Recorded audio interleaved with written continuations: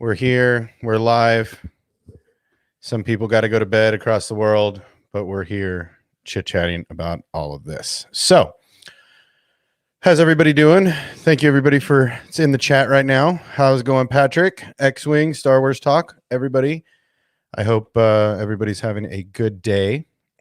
And it seemed like a weird day. So, I picked up some Star Wars goodies today that I want to try to go through. I don't know if everybody else caught it, but Ewan and Pedro did a little interview today or the other day. I don't know. Anybody catch it in the chat?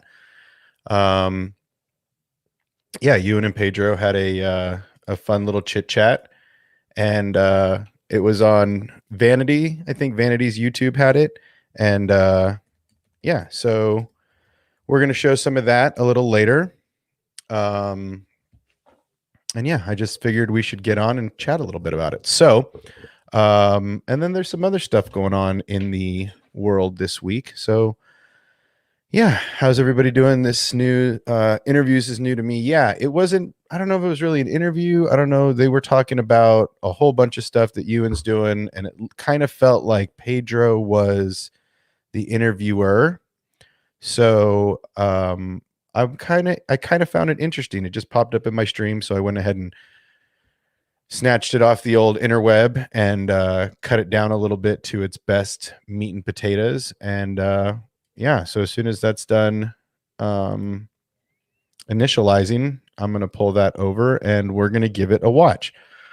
So aside from there, hello, Jacob. I don't think I've ever seen you before. I hope you're subbed to the channel, but welcome.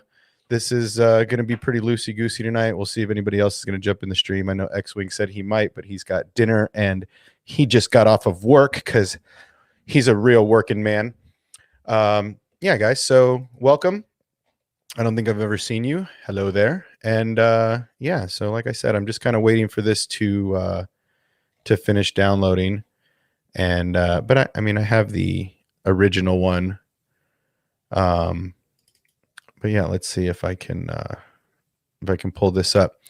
So there's oh, is this oh, this is the full. I think this is the full. I think this is the full version. Let's see. No, we haven't shot. We haven't shot. Okay. Oh no, this still all the Halston stuff. So Ewan did a really awesome Netflix show. It's called Halston. If you haven't seen it, I highly recommend you give it a watch. Not only is he a great Obi-Wan Kenobi, but he is a fantastic actor all around. And I highly recommend giving it a watch, because if you don't, you're missing out. So I asked some people if they wanted to come in and chat. So we have Aramal. We're gonna bring on in and chit chat a little bit. What's up, dude? How you doing?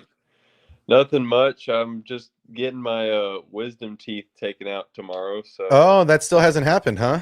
Yeah, that's gonna be tomorrow morning. So I'll be pretty. You'll be typing only. Yes, exactly. And maybe some loopy typing at that. Yep. Yeah. You guys might not understand me on the Discord. That's okay. I got mine out 16 years ago, maybe, and Okay. Not my best performances. Yeah.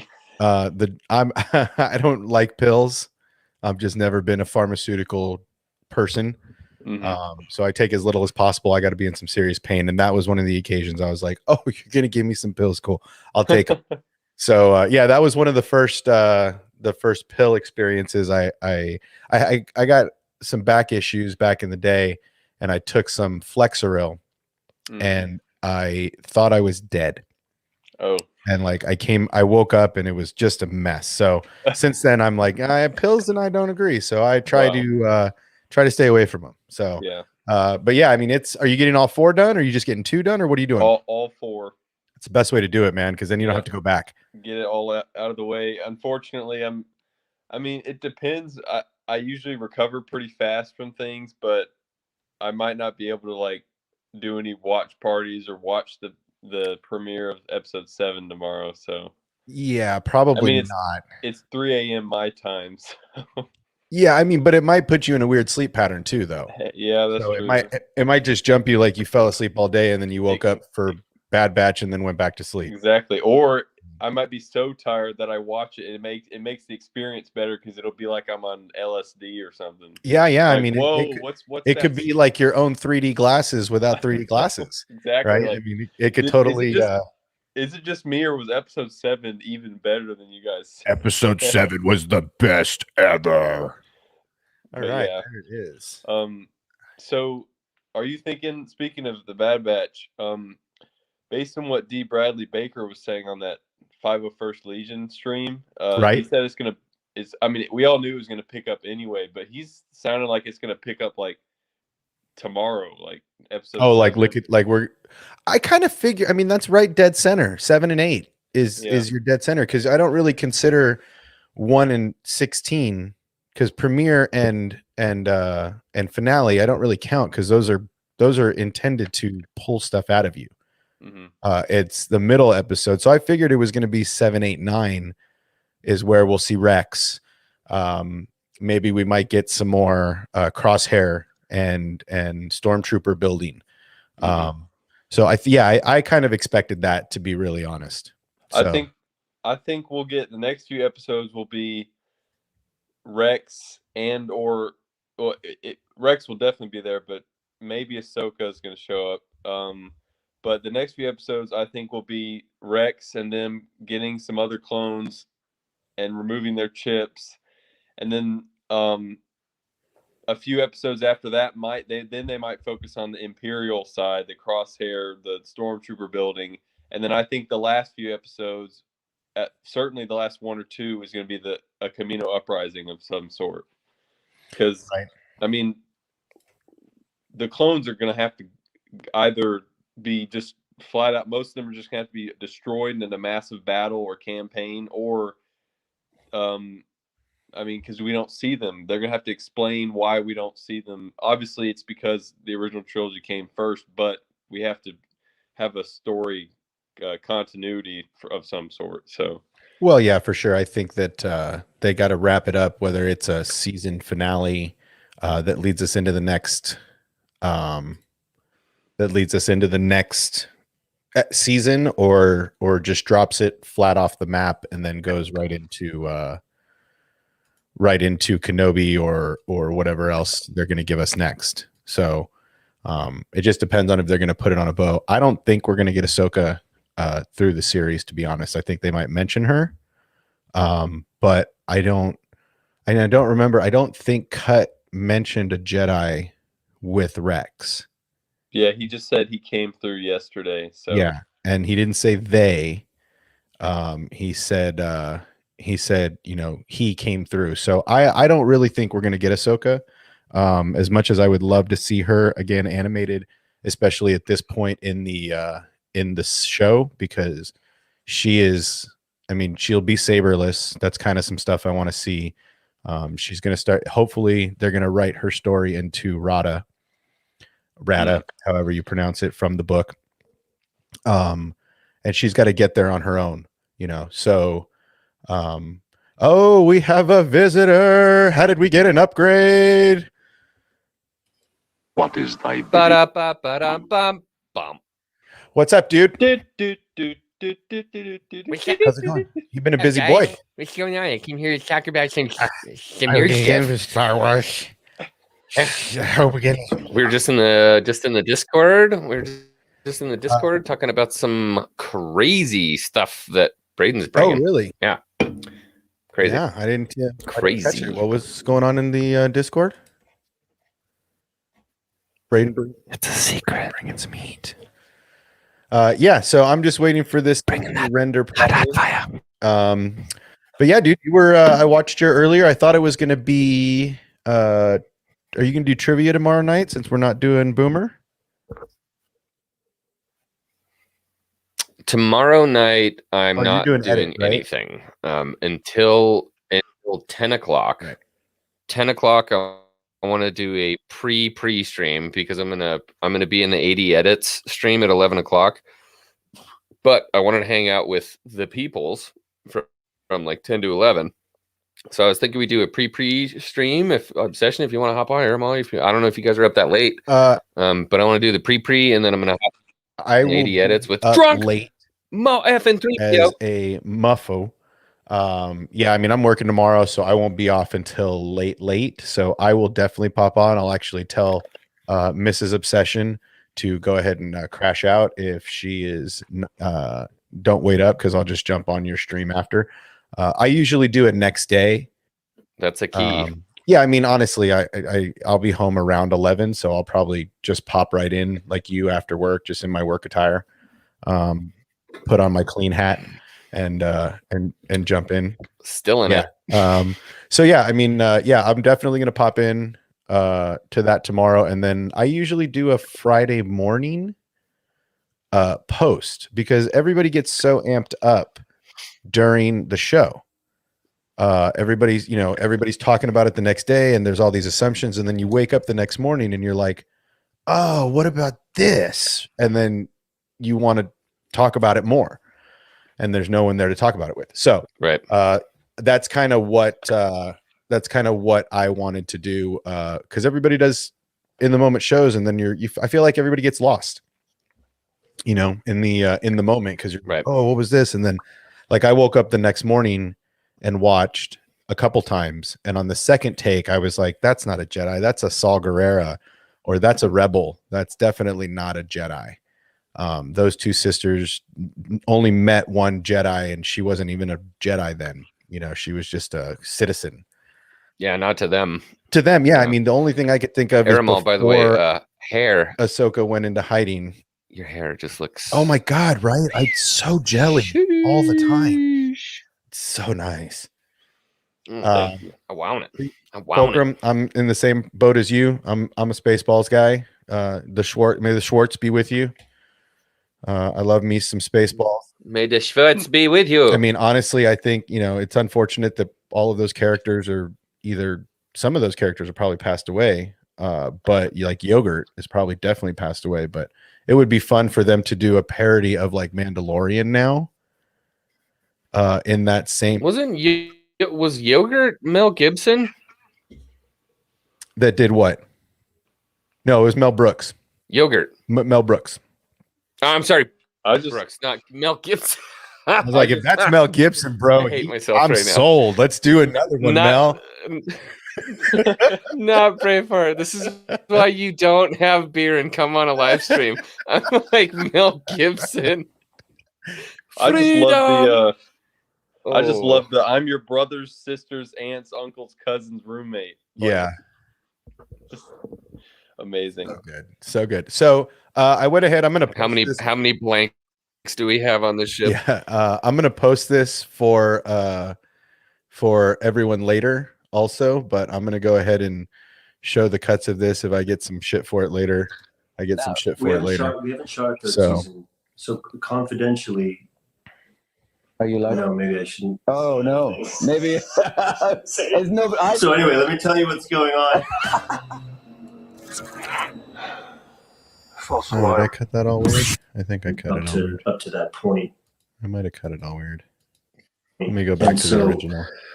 I'll just jump through it. So yeah, basically they did an interview together. I don't know what the interview was.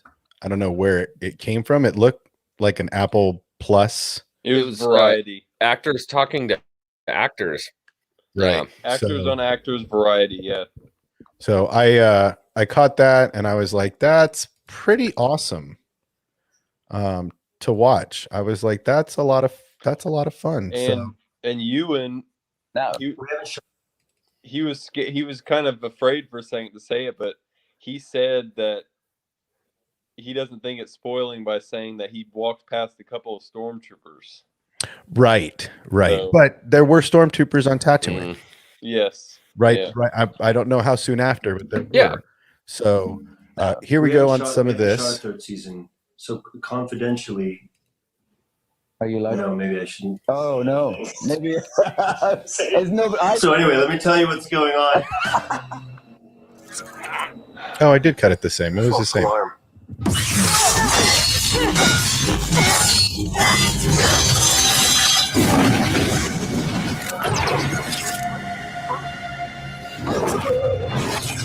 I gotta watch this episode again. I just watched it again. Maybe. There's no, So anyway, let me tell you what's going on. no, I know better than anyone. Say it. For you, Obsession. I just people about. started the Ahsoka book. They too, are, man. Oh, you did? Oh, this is a cut. Yeah. Well, I shouldn't say I just can started. start and Almost stop it. halfway through already, but just kind of speaking about the stormtrooper thing. I mean, early on in the book, she's been kind of out of the game for like a year, maybe a year. And stormtroopers are the people that are confronting her. She says it wasn't a clone. He's not familiar. These are stormtroopers, the new, Right. the new recruits for the Right. Empire. So within a year, they had stormtroopers already. Oh yeah, and that's what we're getting to see in Bad Batch. We're getting to see the building of the stormtroopers. We're getting to see the Empire decide: do we want clones? Right. Do we want this? What's going to be the game plan? And we know the long term is that obviously they stopped the cloning facility. I personally think at the end of Bad Batch, we're going to see the cloning facility get shut down. But I don't think it's going to be this big. I think the Empire is going to go in and take stuff first. They're like, oh, my intellectual property. And then they're going to blow it up.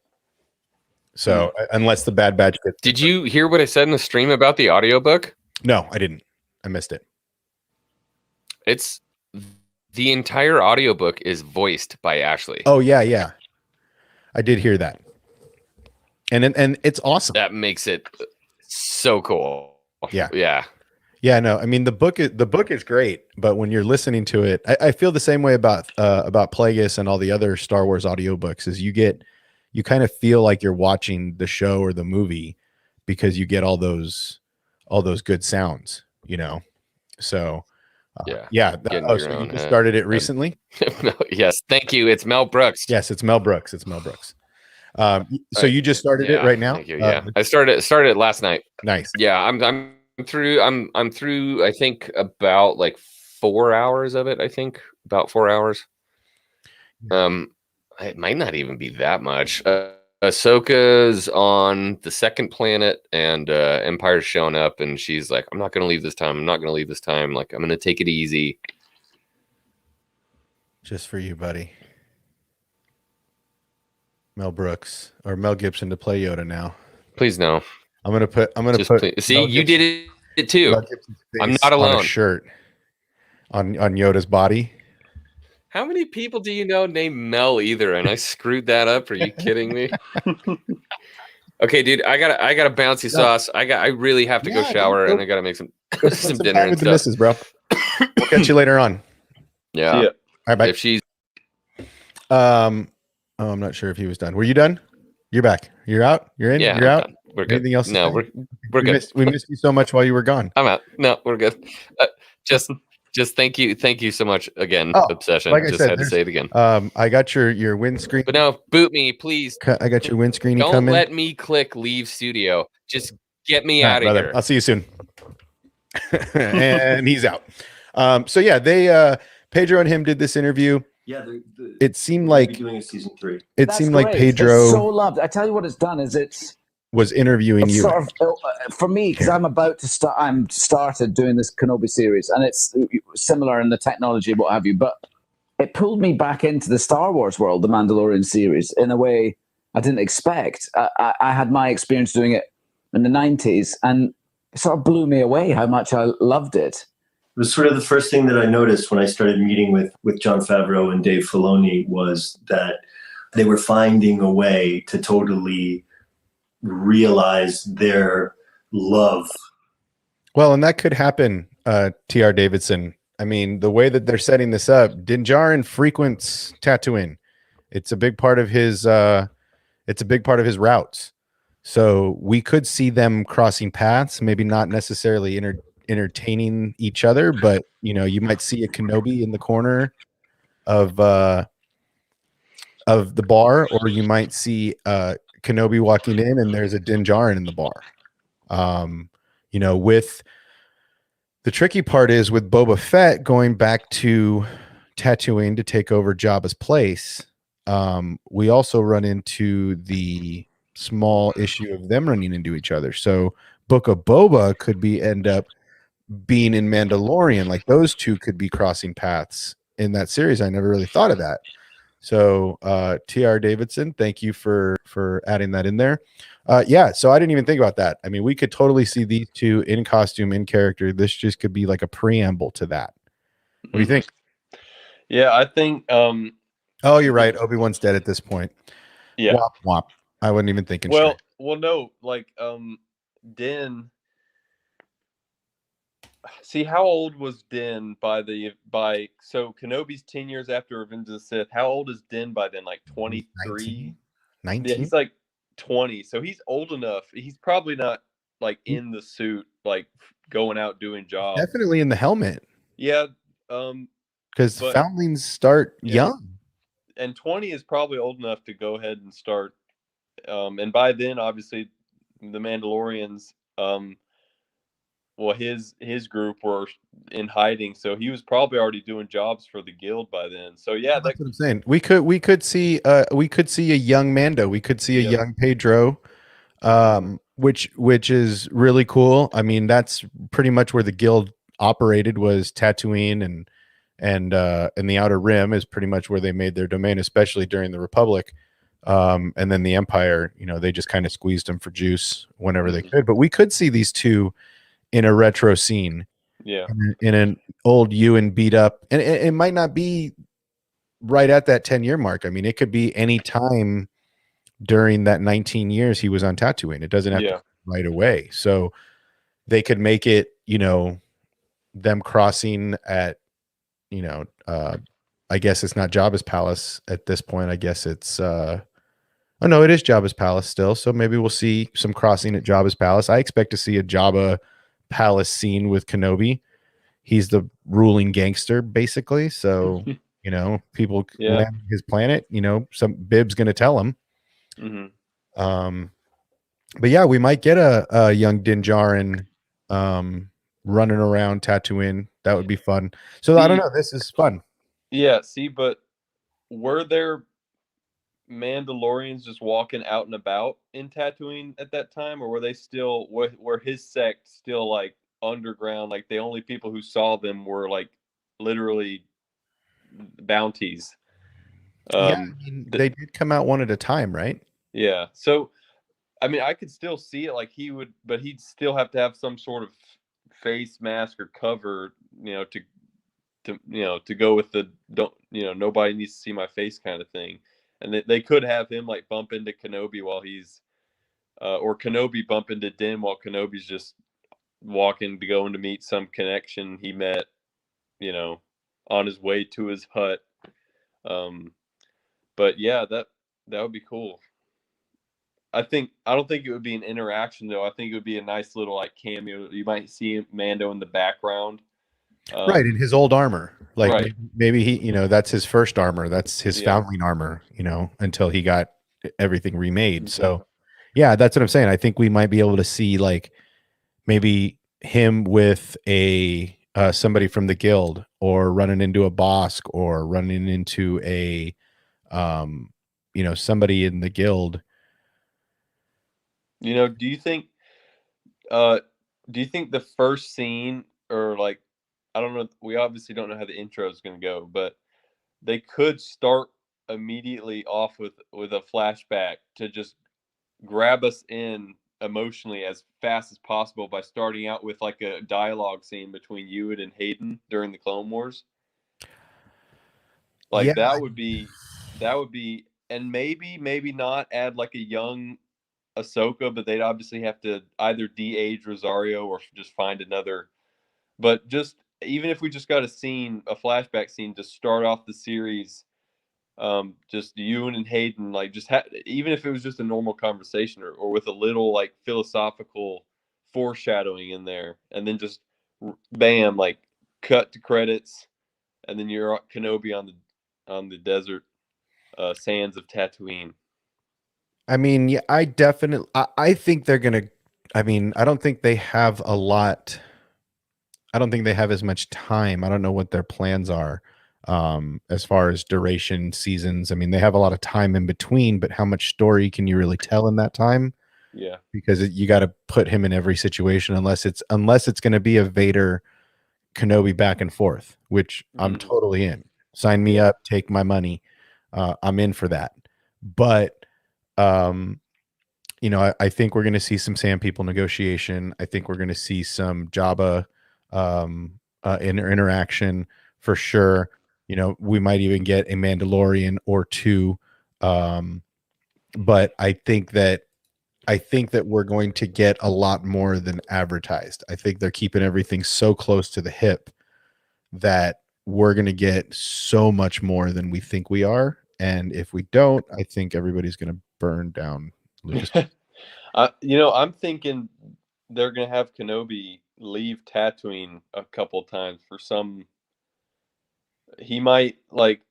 I'm assuming he didn't just stay on Tatooine for 19 years. He had to have like maybe sensed the Jedi that needed help. Like, oh, there's another Jedi that survived. I need to go like get them to maybe join me on Tatooine or whatever. Yeah, I mean that's how they're setting up that Vader. That's how they're setting up that Vader fight scene, or that, you know, that Anakin fight scene. I don't know.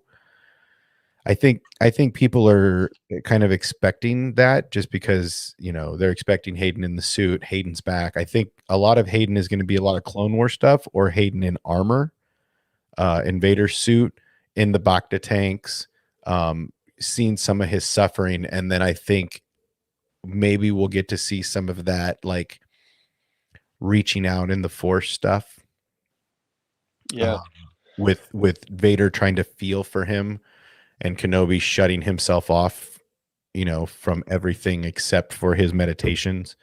I'm sure he's going to use the Force, but I think that we're going to get more of Hayden in the Vader suit and Clone War armor than we are. And I don't really see them pulling Ben off of Tatooine. I think it's going to be more like what people come looking for,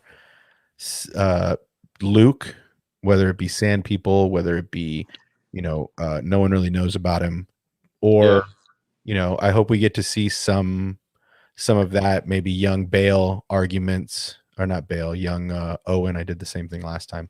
Yeah, young Owen arguing with Ben, telling him, we don't need your protection, we don't need you here, take your wizard ways and get out of here. But you know, I'm excited. I think next year is going to be Star Wars' year. I think this year is Marvel's year.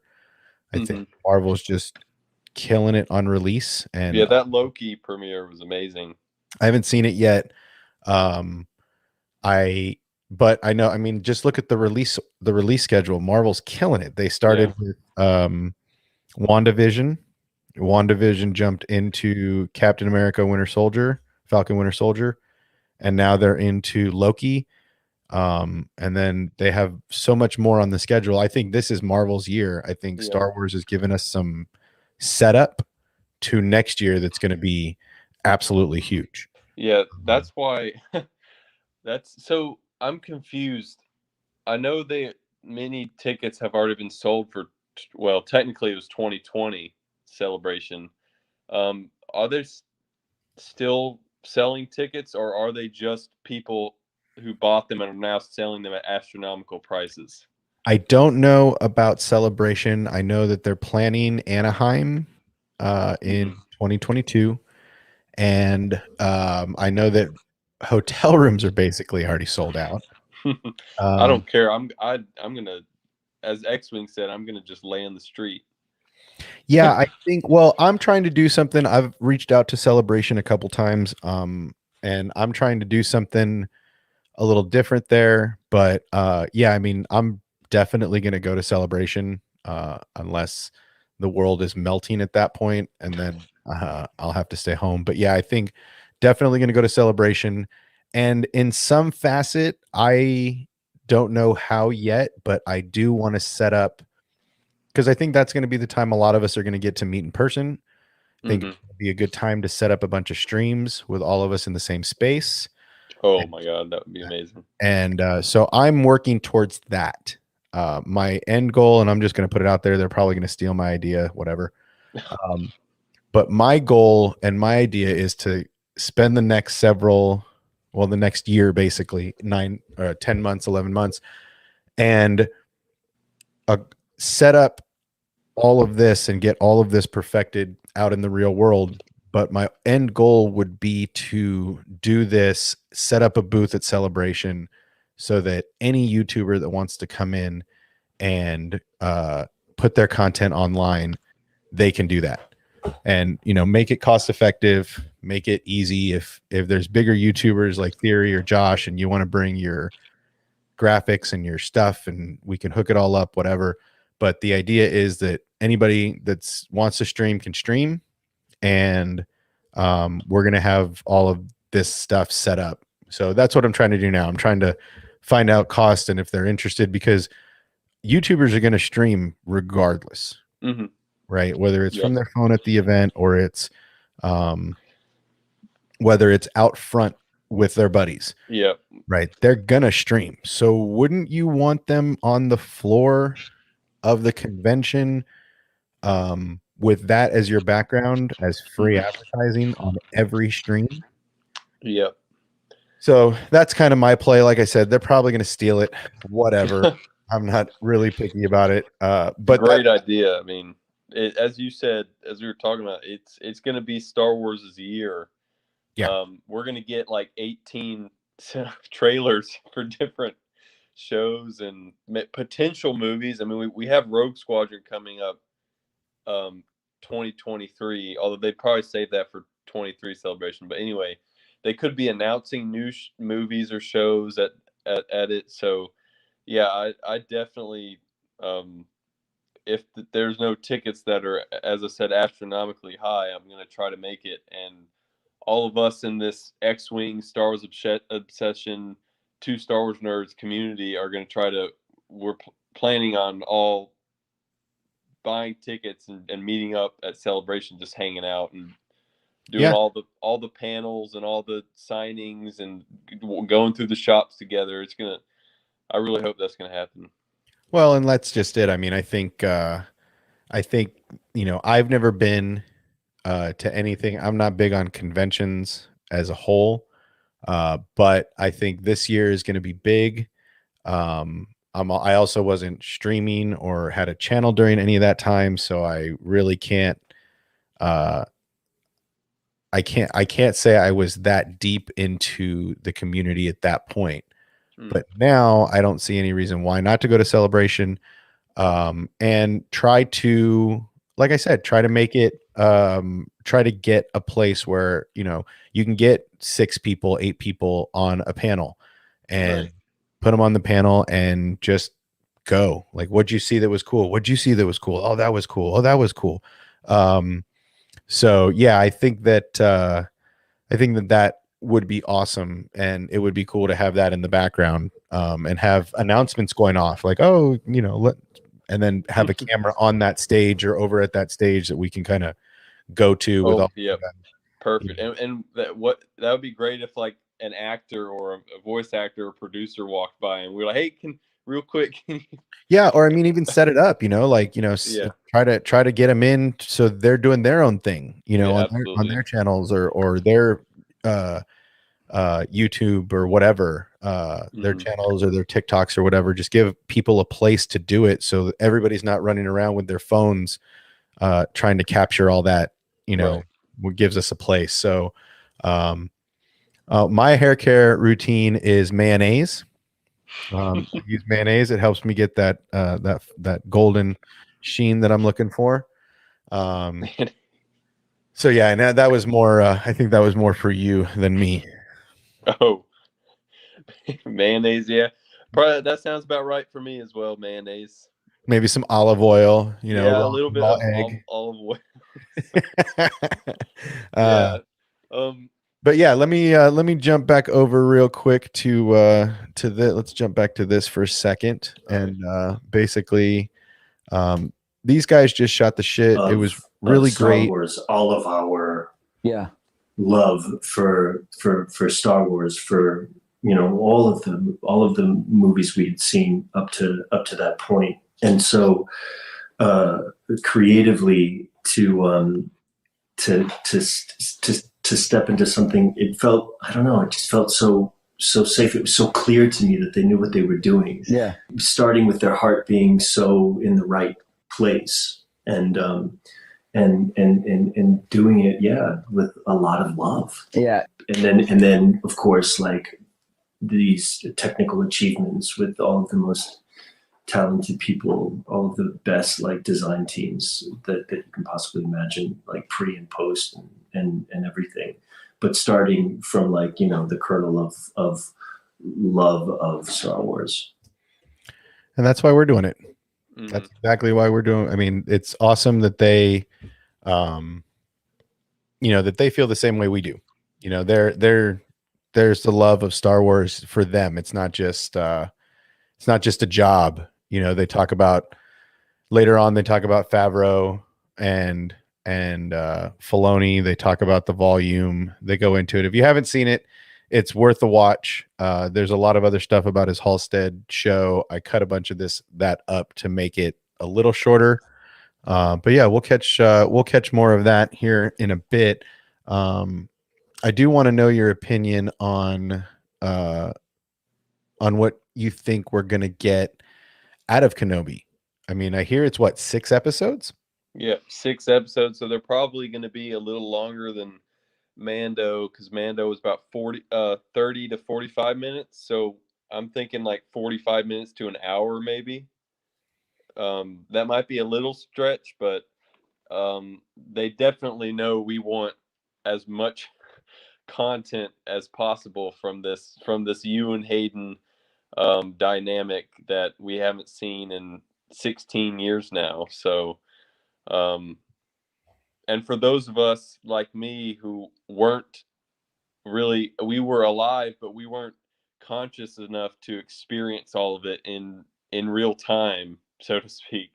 It'll be the first time that we've actually been able to look forward to seeing them and being able to hype it up and theorize about it. But yeah, so you just want to know my theories on what's going to happen, or Yeah, I mean, what do you expect? I mean, who do you think we'll see? What do you like? What would you like to see? I mean, those two kind of put me in the way that they're having a good time, just chit chatting about Star Wars and their experiences. And Kenobi, Ewan goes on for a He is little bit. Kenobi. He is Kenobi, Space Jesus. But he went on for a little bit to talk about, and we'll go into that here in a second also. But he was talking about how it's a lot different now being on the volume, where you don't have to go on location and you don't have to, you know, he was saying he loves to travel, but he likes being able to go home to his own bed at night after a long day of shooting. And that's a big part of the volume, is they have that luxury to be done and go home at night, and then they're back on set. And then the technology with, you know, they were talking about Yoda and how on episode 1 Yoda was a puppet. Right. And then they went to episode 2 and 3 and they went CGI with him, and how it just didn't feel the same, basically. And then Pedro was saying that, yeah, they have different dolls, or different, not dolls, different miniatures for each situation. So there's actually a robot remote control one, and that has all the arm stuff and all that. But then there's the one with all the electronic doodads. It's really expressional. So yeah, that was cool to hear like him talk about that, and how Kenobi or Ewan was looking forward to, you know, working on the volume and having those kind of things be possible, because you're on a soundstage with power. You know, you have all the tools you need because you're on a soundstage, and you're not in the middle of nowhere where something shuts down and breaks and you're SOL on this, you know, on location. So, so yeah, I kind of feel like this might give them an opportunity to do, you know, more stuff with Jawas, maybe. You know, that's the kind of stuff I think we'll see, just like Din on when he was getting the egg for the Jawas. I think we're going to see some of that interaction, maybe some trade. maybe Kenobi, gets lost in the desert and they pick him up and give him a ride. Whatever the situation, I feel like we're gonna get all the goodies of the original, you know, um, and some stuff we didn't get to see. Tashi, what is it, Tashi Station? Yep. We might even get to see a young Luke in speeders or in a whatever he's flying in those early days. Blasting Womp Rats. Yep. Yeah, blasting Womp Rats. So I think I think we're going to see a lot more of that kind of stuff, and as well as Kenobi over campfires suffering, consistent suffering. I think two things that I'm most excited about, or that I want to happen. The first is that since Hayden's going to be, sounds like he's going to be a major role. Obviously, I mean, he's clearly not just going to be in a cameo Vader suit. Bye. I think we're going to see Vader's castle. We're going to see like a dynamic. It'll like go from Kenobi on Tatooine, cut to Vader in his castle. Go to Kenobi Tatooine, cut to Vader in his castle. And of course, Vader's going to be moving out and he's going to be doing stuff, of course. Maybe we'll see him hunt a Jedi as a side adventure for one of the episodes, or as a subplot as one of the episodes. And another thing, what was it? Yeah, I think we'll see Kenobi. I want to see him build his hut. Or did he build it, or was it an already standing building? I don't remember. Anybody in the chat, if you guys remember, let us know. I don't remember if he built it himself or if he just moved in. Yeah, when it was. I just love the feel of that. The view it had. I just want to see him like put stuff together in his hut, and then just sit down and think, or maybe converse with Bail, or something. I just, as you said, just want to see Kenobi and his thoughts, and just some scenes where it's just him. I think we're gonna get a lot of that. That scene with him sitting over a campfire, and maybe maybe do some of those shots where it's Kenobi over a campfire beating himself up and hearing Anakin's voice in the background, and then cut to, like you're saying, Vader on Mustafar in a Bacta tank, meditating and doing the same thing, replaying it in his head over and over. And yeah, so I think we're going to get some of that. I would love to see, I'd love to see the start of some Inquisitor stuff. Because I think that's really why the Emperor and Vader created those, were to really hunt Jedi. That's it. Like, let us know where they are. You go out there, use the Force, feel them. And if you can't get them, let us know. We'll come and get them. So I kind of feel like, I hope we get to see, some of that stuff. I would really rather see Vader on the hunt for Kenobi and not have him leave Tatooine. Yeah. I don't want to see a Vader Kenobi fight. Yeah. I don't want to see it. I know a lot of people are dying for it. But I personally am not. I don't want to see it. I don't want to. I would love to maybe have Ben feel Vader, but Vader not be able to feel Kenobi. But I don't know. I really don't want them to interact at all.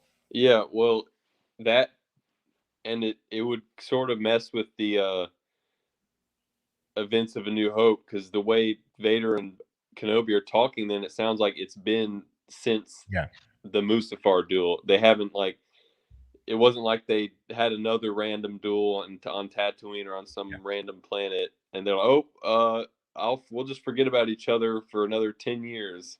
Because if they fought, Vader would have been just honed in on Kenobi, and he would have found him before A New Hope for sure. I or mean, he was, somebody else would have. yeah, I mean, he was already a dog with a bone. I mean, Mhm. you see it in Rebels, that is, several years after the Empire's up and running, and he's still on the hunt for Kenobi. There's a Yeah. scene in one of my videos where that's where Ahsoka and Vader feel each other for the first time since he went dark.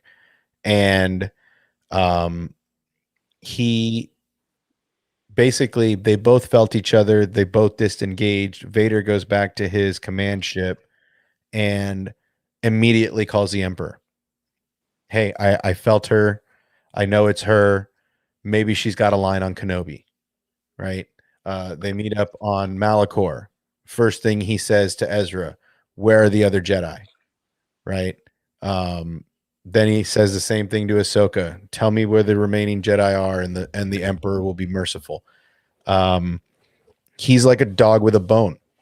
He even mentions Kenobi to the Emperor at that point. So I think I mean, he's like a dog with a bone. Every Jedi sighting, I think, during this time, we're gonna see Vader on the hunt. If there's an Right. Inquisitor that feels a Jedi, or if there's a lightsaber scene, and it's an older Jedi, I think Vader gets the call. Yeah.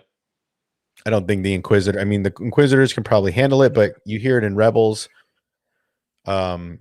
You hear the Inquisitors talk about, well, you're just a bunch of scattered, young, untrained Padawans, or inexperienced Force users. They don't.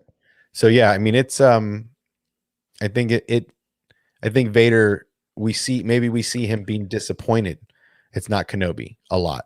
Yeah. Goes up, slaughters somebody, takes their lightsaber, and he walks away angrier that it's not Kenobi, that Kenobi's still out there somewhere.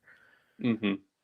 So yeah, and I mean, I would love to see Vader, giving crystals or giving lightsabers to Inquisitors for them to make, their sabers and bleed their crystals. They could expand on that. Yeah. But yeah, I'm extremely excited for Kenobi, of course. But I think the show that I'm most excited for, at least as far as live action, is Ahsoka. I mean, I'm sure that's obviously right up your alley. You're the Ahsoka, the local Ahsoka buff. But Yeah. I just feel like, yeah, of course, Ewan and Hayden, the Kenobi show is going to probably pull at the heartstrings more. I mean, that actually might not be true, because Ahsoka is just as heartbroken as Kenobi is, that her older brother / mentor Yeah. is. So she's still struggling with that by the events of Mandalorian, I'm sure. And I think I saw, we went over this last night on Star Wars Casual Stream, that it's the Ahsoka show is set in 9 ABY, so we won't get to see the time in between season 7 of Clone Wars and Rebels. We'll see obviously Rosario Dawson, older, more mature Ahsoka. And the reason why I'm more excited about Ahsoka than Kenobi is because while Kenobi is going to be more for emotional points and moments for us to be nostalgic about, Ahsoka is going to explore way more lore, I think, and we'll see more planets, more new characters, other characters brought back in from shows and previous movies, and of course, we've only seen live action Ahsoka for like 15 minutes, so Yeah, right. just imagine like 5 more hours Yeah. of that. It's just going to be, I just can't wait to see her development. Is probably in the top 5 best developed characters in Star Wars. We see her in 2008. Yeah. She went from being, a lot of fans thought she was annoying, she would just get on people's nerves, and then a lot of fans started to like her more in season 2, 3, and then by season 6, she was a fan favorite. Brought into Rebels, season 7 of Clone Wars live action, and she's all of a sudden, since 2008, she's jumped up to rival original trilogy and prequel trilogy characters. Well, and that's the big thing, is that, she was a hated character, another annoying character, another Anakin, she got the Hayden treatment. And then people started to like her character as it got older. She started to be likable. And then I personally think right about the Mortis timeline, I think that's right about the time where she started getting really badass. Mm-hmm. Started seeing her going on a couple of her own missions together. She takes a group of younglings out to, you get to see that whole experience. Only thing I wish we would have seen in the whole arc of Ahsoka across the whole Clone Wars, the only thing I would have liked to have seen that they didn't show us was her second trip to Ilum. Right? Like, she showed up, she's a Padawan, she's got a saber, they're in it. She's obviously got a different fighting style than we're used to seeing, that more Japanese Shuto samurai style. And then she shows up in that in season 4, midway through season 4. She grew up a bunch, which is cool. We don't know how the species ages. They don't really give us a breakdown, so it could have been a big puberty for her species. Yeah. But then we see her and she's grown up a little bit, and then she's got her second saber. I just feel like that was a missed opportunity. You gave us the younglings doing it, but you didn't give us a main character doing it. You didn't get her going on her own without Yoda, because it's her second crystal and she knows what to do. Mm-hmm. Maybe Anakin sitting there waiting for her, going through his own trials and tribulations about dealing with the Sand People episode. He's got a lot of demons that they can cover in a meditation session while waiting for his Padawan. I would have liked to have seen the Ezra Bridger moment for Ahsoka. Mm-hmm. Yeah. I'm actually doing a Clone Wars rewatch now. And I'm definitely picking up more on plot points for main characters like her, of course, and Rex. Mm-hmm. And yeah, that I definitely would have wanted to see that as well.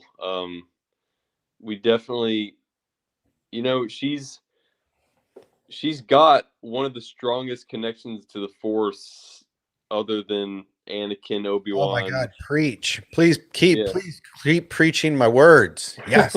I mean, behind, of course, there were many Jedi before Order 66. I got to bring this in. I hate to cut you off. I got to bring this in. Oh. This is exactly what we're getting into, so it fits exactly what we're talking about. Secret Angel Unit Randy Beans. I love your name, by the way. Random question. Do we know whose Kyber crystals Ahsoka purified? So, number one, please go and subscribe to the channel if you haven't already. But I did a video on this exclusively. It's like a 15-minute video. It's the longest thing I've ever cut and tried to narrate. If you want the full breakdown, go to that. But I'll give you a Reader's Digest version. Star Wars talk show gave us the quick answer. And I believe it was the second sister. That sounds familiar, but I'm not. I don't. 100% it was sure. Trilla was, I think. Oh yeah, she was in Fallen Order. Yeah, she was in Fallen Order. I'd have to look it up, but in fact, I will right now look it up also. But my theory, I don't like to use that word because I don't like to take theories. My ideas on this is that Ahsoka, those were Ahsoka's original crystals. So Ahsoka, we only see one in Clone Wars, but in the book she drops and buries both of her sabers along with a little tribute to Rex, so that it died in the crash. And Ahsoka leaves her lightsabers. We see Vader at the end of Clone Wars season 7 shows up on the same planet after a very long duration of time. The snow's covered half the ship. The soldiers' heads were on like 3-4 foot poles, and all they could see was the top of the head. So snow had covered it. Had been a long time. And my theory is that, and it's in that video and narrated much better, but that moment where Vader shows up and picks up that saber, that wasn't Vader. That was Anakin. Vader didn't have to travel halfway across the galaxy to helmets, not heads. You're right, X-Wing. My apologies, helmets, not heads. But Vader wouldn't have done that. He wouldn't have traveled all that way to see if one measly Jedi was dead. But Anakin had to take those steps. Anakin had to know. And it's one of the few times I think Anakin got out of the cage and kind of had control. And so he shows up, he picks up the saber, and he knows it because he meditated on that saber the entire time Ahsoka left the Order until they meet up for the Mandalorian siege. So he's been playing with him, so he knows those sabers. He knows that's her saber, and those are her crystals, and he takes them. Now, we only see him pick up one. I hope that it's the two, because that kind of makes my theory legit. But Vader takes them, and in my universe, in my grand scheme of this, he has an Inquisitor battle royale. He's training a bunch of younglings. He's training a bunch of ex-Padawans or former Jedi, and they have a battle royale to see who gets the lightsabers to make the crystals bleed. And then Ahsoka gets her crystals back when she kills the Inquisitor and doesn't need to meditate on them, because just the touch of her hand on those crystals, returning them to their rightful owner, purified them instantly. So much like Anakin got the instant pass to Force Ghost land, Ahsoka's crystals were instantly purified by the touch of her hand. So there you go, Secret Agent Randy Beans. But yeah, definitely check out that video. It's like 15 minutes. And it's some of the best work. Honestly, I think the Kanan Jarrus video is my best work, but it is some of my better editing, and it took months, 170 some takes of audio to get that right. So yeah, it was at one point I stepped away for a month because I was dreaming about the script in my head. So go check out that video. Ahsoka, like you said, Ahsoka's my favorite. I agree with you. I think she has the best arc. I think she has the best perspective on the Force. I was saying this the other day. Please disagree with me. But I think she has a better grasp of the Force as a unified force than even Palpatine. Yeah. Well, I mean, that definitely makes sense, because anybody who's either leaning towards the middle or just straight up in the middle, like Ahsoka, clearly understands, or if you're a Revan fan, they know that there has to be a yin and yang. There's no light without dark, no dark without light. Mm-hmm. So they know that they have to balance both sides in order to keep that stable, that cycle stable, because yes, sometimes the light side wins, but eventually the dark side will dethrone the light side, and then vice versa. So yeah, I would say so, because Palpatine was just straight up dark side. He just wanted the dark side to just obliterate everything. Yeah. So yeah, Ahsoka. I think Qui-Gon was, of course, Ahsoka got there before she was already, her mind was evolving way faster than Qui-Gon's, which makes sense because she basically grew up with the Clone Wars. But I think that's the big difference. I think that's why had Qui-Gon lived, I think that he has the best grasp of the Force, because the living. Yeah. But right. I feel like Ahsoka, being as she spent so much time in the light and then spent so much time in the dark in my universe, she spends all that time on Malachor after her fight with Vader, that she studies it, but it doesn't consume her the way the way, I mean, Palpatine, like you said, from Jump Street, I mean, kills his whole family, no remorse, not a shed a tear, not a I need a drink. He just went full ham on his family. It's only natural. Yeah, I mean, that was an amazing intro to a book. But yeah, I mean, I think that for me, Anakin is the most powerful, in my opinion, when he was full body, and then definitely Palpatine most powerful. But Anakin didn't have a great grasp of the dark, and even though he was a little dark, and Vader didn't have a grasp of the light. And if you look at them as two separate entities, the way that Vader, Right. But Ahsoka has so much time with the Force, and with both sides. Like I said, I think she spent many, many, many years, like Maul did. Right. Maul spent a lot of time on Malachor, and the whole time I was looking at Malachor, I'm like, what is he eating? Where is the water supply? What is going on here? He's just feeding from the dark side. I mean, does he eat since he's got no Well, organs he from the did. bottom? He did survive just on pure hatred for Kenobi when he was spider-legged. That's what I mean. Is he like Vader? Does he not need to eat because Yeah. his body's all just heart and lung? Okay. Right. I'm loving that X-Wing is cooking dinner and he is trolling us, and I love it. Wait, So we're gonna jump out. I'm gonna put him on screen. So we got the Insider one. We started there. X-Wing. The only difference, the book is a green blade. Filoni went over that in why he changed it and how he changed it. The reason he changed it is that Anakin had her lightsabers the entire time from her arrest until he gave them back to her, and he would spend all of his free time in his Jedi chambers, meditating and adjusting the crystal frequencies and harmonics, as well as the focus ring and blade emitter modifications to make them. You can actually see it again. Check that video out. But there's a distinct point to Anakin's sabers.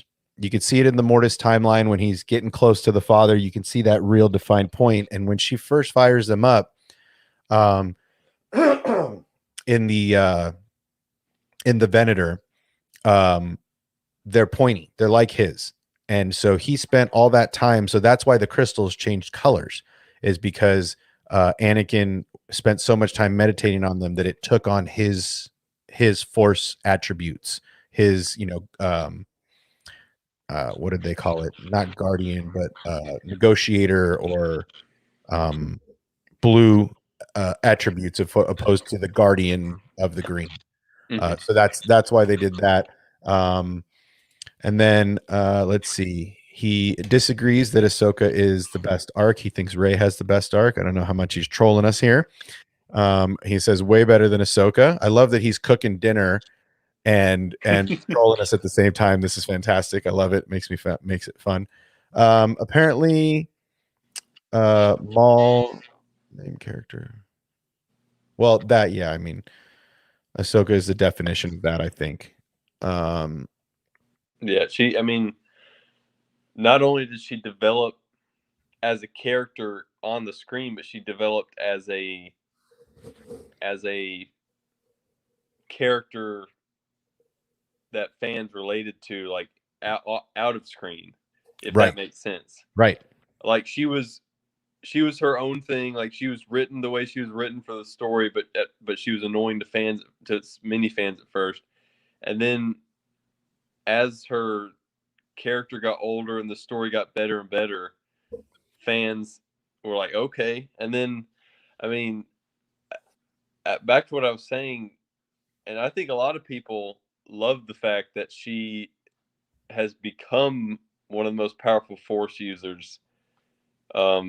Certainly during the prequel original era, like the whole arc of the Skywalker saga. I mean, of course, we can't really compare anybody from that era to like the old Republic era where everybody was just OP and whatnot. But yeah.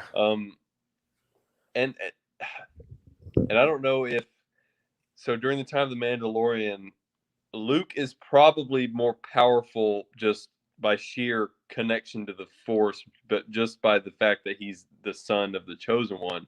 Right. But Ahsoka, I mean, who do you think is more powerful at this during the time of Mandalorian, Ahsoka or Luke? I mean, Luke, obviously, Luke has the midichlorian count. He's got the lineage. He's got, less official training. And that's kind of what makes me giggle a little bit is that he says, training or discipline without training or whatever he says at the end of Mandalorian. He's an truly untrained Jedi. I mean, he didn't go through the trials. He didn't have saber training from a young age. She is the more trained Jedi. Yeah. But he has more Force abilities. If I mean, just seeing him use, we see him use Force choke in Return of the Jedi. You see him use Force crush when he's in Mandalorian with the droids. Mm-hmm. You see him use mind trick on Bib. I don't understand why he didn't just why he was so freaked out by the Rancor. It's like, wait a minute, why'd you need the rock? You just Force push the button and been Dunskies, right? But yeah, aside from that, he's not really overpowered. He's just untrained powerful. Right. And basically, the fact that he doesn't go dark side is just by sheer luck. Yeah. So, well, I mean, that's why Luke is. I mean, of course, Anakin's the chosen one, but Luke is the ultimate hero's journey. I mean, obviously, many Clone Wars buffs and Ahsoka buffs might argue Ahsoka is the ultimate hero's journey. But if we're just talking about sheer relatability, Luke's a farm boy. He's a nobody. Right, and she grew up in the Jedi Temple. Yeah, he's in the outskirts of the galaxy. There's nothing that happens in Tatooine that he knows of course. Right. And then he becomes the most powerful Jedi at that time in the galaxy. So well, and I mean, like I said, I think the midichlorian count has a lot to do with it. I think I think she's more trained, and I think she's probably a better swordsman. I'll probably catch a lot of shit for that. I think she's probably a better swordsman, but I mean, Luke got bested at a young age by his sister, who was even more untrained than him. Right. No matter how many hours he spent. That opens up the conversation. Is Leia more powerful than Luke is she more connected to I think you said this on was it yesterday or on an X-Wing stream supposed to be she's more level-headed, so she might if she was trained at the same time as Luke, as long as Luke, she probably would have been more powerful than him, or at least controlled her powers to the point where she could project it onto others and just have more success at duels and Force abilities and whatnot than Luke did. Yeah. Well, I think, like I said, I think she's more trained. I think she's got more knowledge of the Force. I mean, Luke, if you go to the sequel timeline and Luke has all that time on, but he's got the sacred text, right? And he's gained a bunch of knowledge, but he's pushed the Force away and he's suppressed his ability. Where she hasn't, she never stopped. I mean, for that brief moment where she tried to be a citizen and couldn't help but get pulled into the Empire's fight. But I do think that, I think that she has the most knowledge. I mean, Palpatine had full knowledge of the dark side, but like I said, I think Ahsoka spent a lot of years in a dark temple learning a lot of stuff, and that's why she's so neutral. She's not in it for to bring people to the Senate justice. At this point, during Mando, she just cares about justice, and how she gets it is irrelevant. And you see a lot of Anakin in her there. Is that you see a lot of her? This is what has to be done to get the mission accomplished. So, I think X-Wing here says Luke equals Anakin, Padme equals Leia. So I think that Leia was supposed to be the one they wanted trained initially. Mhm. And I think that that fate might have pushed their hand, because had Leia actually got to Tatooine, Yeah. would she had been the one that got trained? Like, Yeah, let's- I mean, if the roles were reversed, if Bale and if the Organas wanted to adopt a son instead, Luke would have been the Prince Luke, and Leia. That's a weird phrase. I don't. And Leia would have been the farm girl, the farm girl, and she would have been. I seriously think Leia would have. She would have grasped things way quicker than Luke did. Oh, I mean, can you imagine Luke saying, You stuck-up, half-witted, scruffy-looking nerf herder. I mean, can you hear that coming out of Luke's mouth, like a whiny Prince Luke, right? Like, oh my God, stop it. Oh, But yeah, I mean, I even if Leia had made it to Obi-Wan on Tatooine without the interference of the Empire, and the ship lands at his front door, does he take Luke? Or does he just say, well, she's here, you're this daughter, let's do this, right? Let's train you up. Or yeah. was it always Luke in his mind? No, Right. I think it was just the Opportunity? Well, of course, it was the way it was made for the original trilogy, but for the story's sake, the Organas, it's literally just because the Organas wanted to adopt a girl. Right. So if they wanted to adopt a son, it would have been Obi-Wan taking just as much care of Leia as he did Luke. And obviously, if the events gone the same way, Obi-Wan dies in Death Star, Leia's the one that destroys the Death Star, while Luke's at Yavin 4 staring at the map. She would have been the one gone to Yoda, and she would have immediately, maybe not immediately, but while Luke he was like, all right, I got to save my friends, while Yoda's like, no, you're not ready. You can't do this. Yeah, Let I don't go. think she goes. She would have been like, okay, fine, I'll hear you out. You're clearly a wise being that is not to be underestimated. So I will listen you out. I will train for a few months or however long it takes, and then I'm gonna go ham on Vader and the Emperor with all the sheer amount of training that you will have given me by then. So Yeah, I mean, I feel like if Leia gets trained, I mean, I just keep hearing whiny Luke in my whiny Prince Luke. I was sent on a diplomatic mission. I was sent on a diplomatic mission from Alderaan. Do you know who my father is? Oh my God, he's gonna stop sue it. you. Oh my God, stop it right now. He's All gonna right, so he's gonna Oh. sue the shit out of me. Who So even are you? This guy with the K?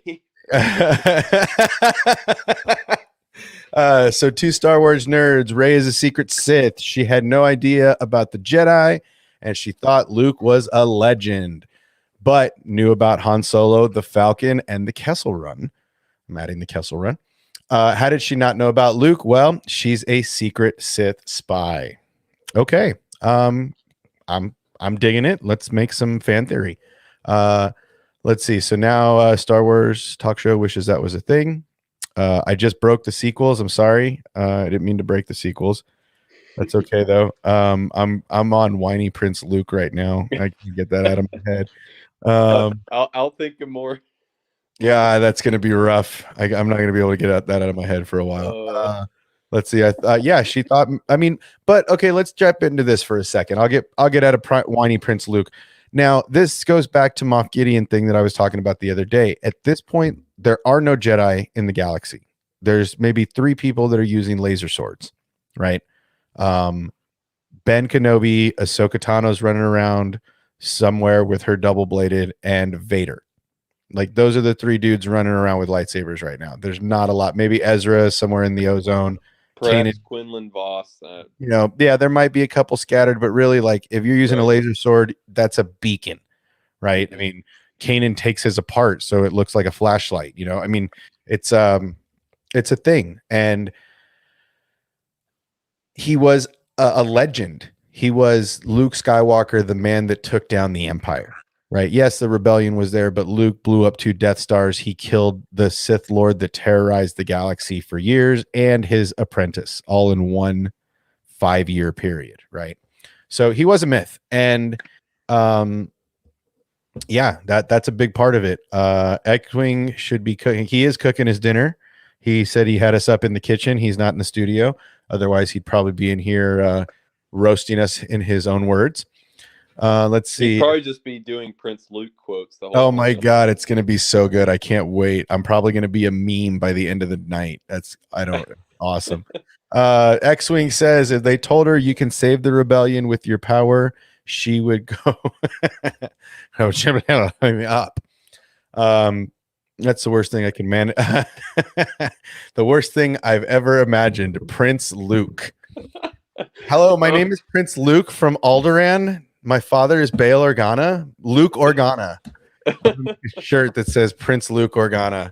Oh my God. Oh my God. And Leia Skywalker. Leia Obviously sounds good, but Luke Organa.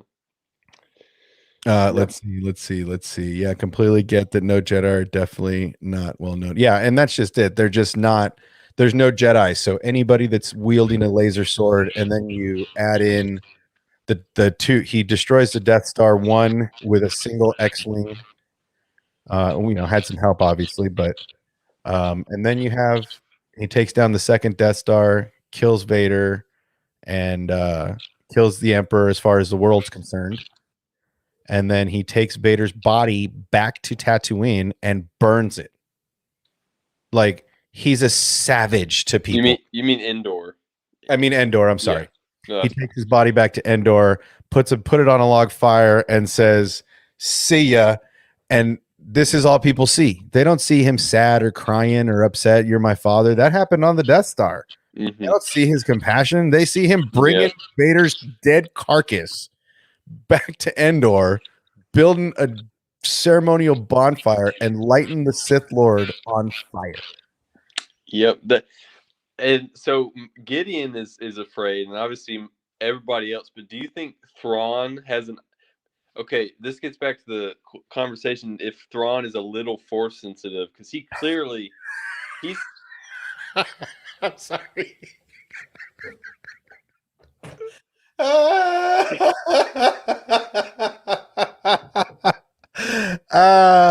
X-Wing, you smashing it tonight. That's funny. Oh my God. Oh God. Okay, please continue. I'm sorry. That was just I couldn't help myself. I forgot what I was saying. Oh my God. It's brilliant. It's totally knocks you off rail. I will never join the dark side. It's called dark, so it's obviously bad and masculine. Okay. Oh my God. Janko genes existed in a galaxy far, far away. Oh my God. That's hilarious. Secret Agent Beans. Does this mean Luke and Han are going to hook up? Damn. That's fantastic. Well, I mean, what?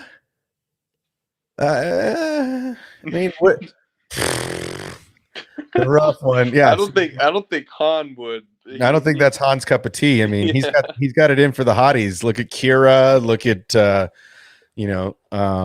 look at Leia. I mean, he's got it in for the hotties. I think he still goes after Leia, lightsaber Leia. That's her new name, lightsaber Leia and Prince Luke of Alderaan. That's it right there. Vader's body got burnt the way he loves it, and he loves fire.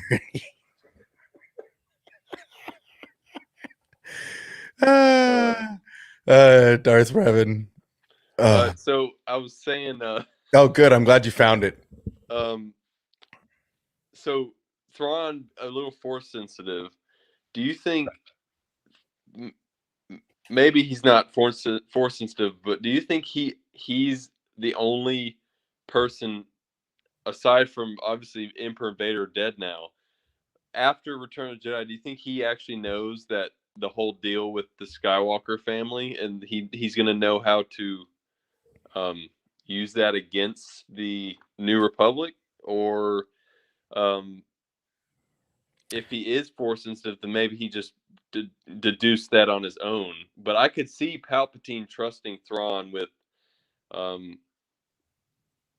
telling him secrets that he might need to know in the event that the Emperor and Vader are no longer around.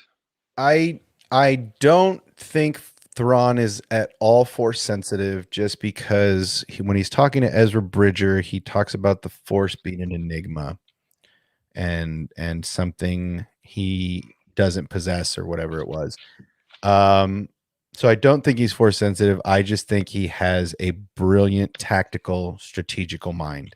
And Anakin and him worked together once or twice, and Anakin was amazed at his battle intelligence.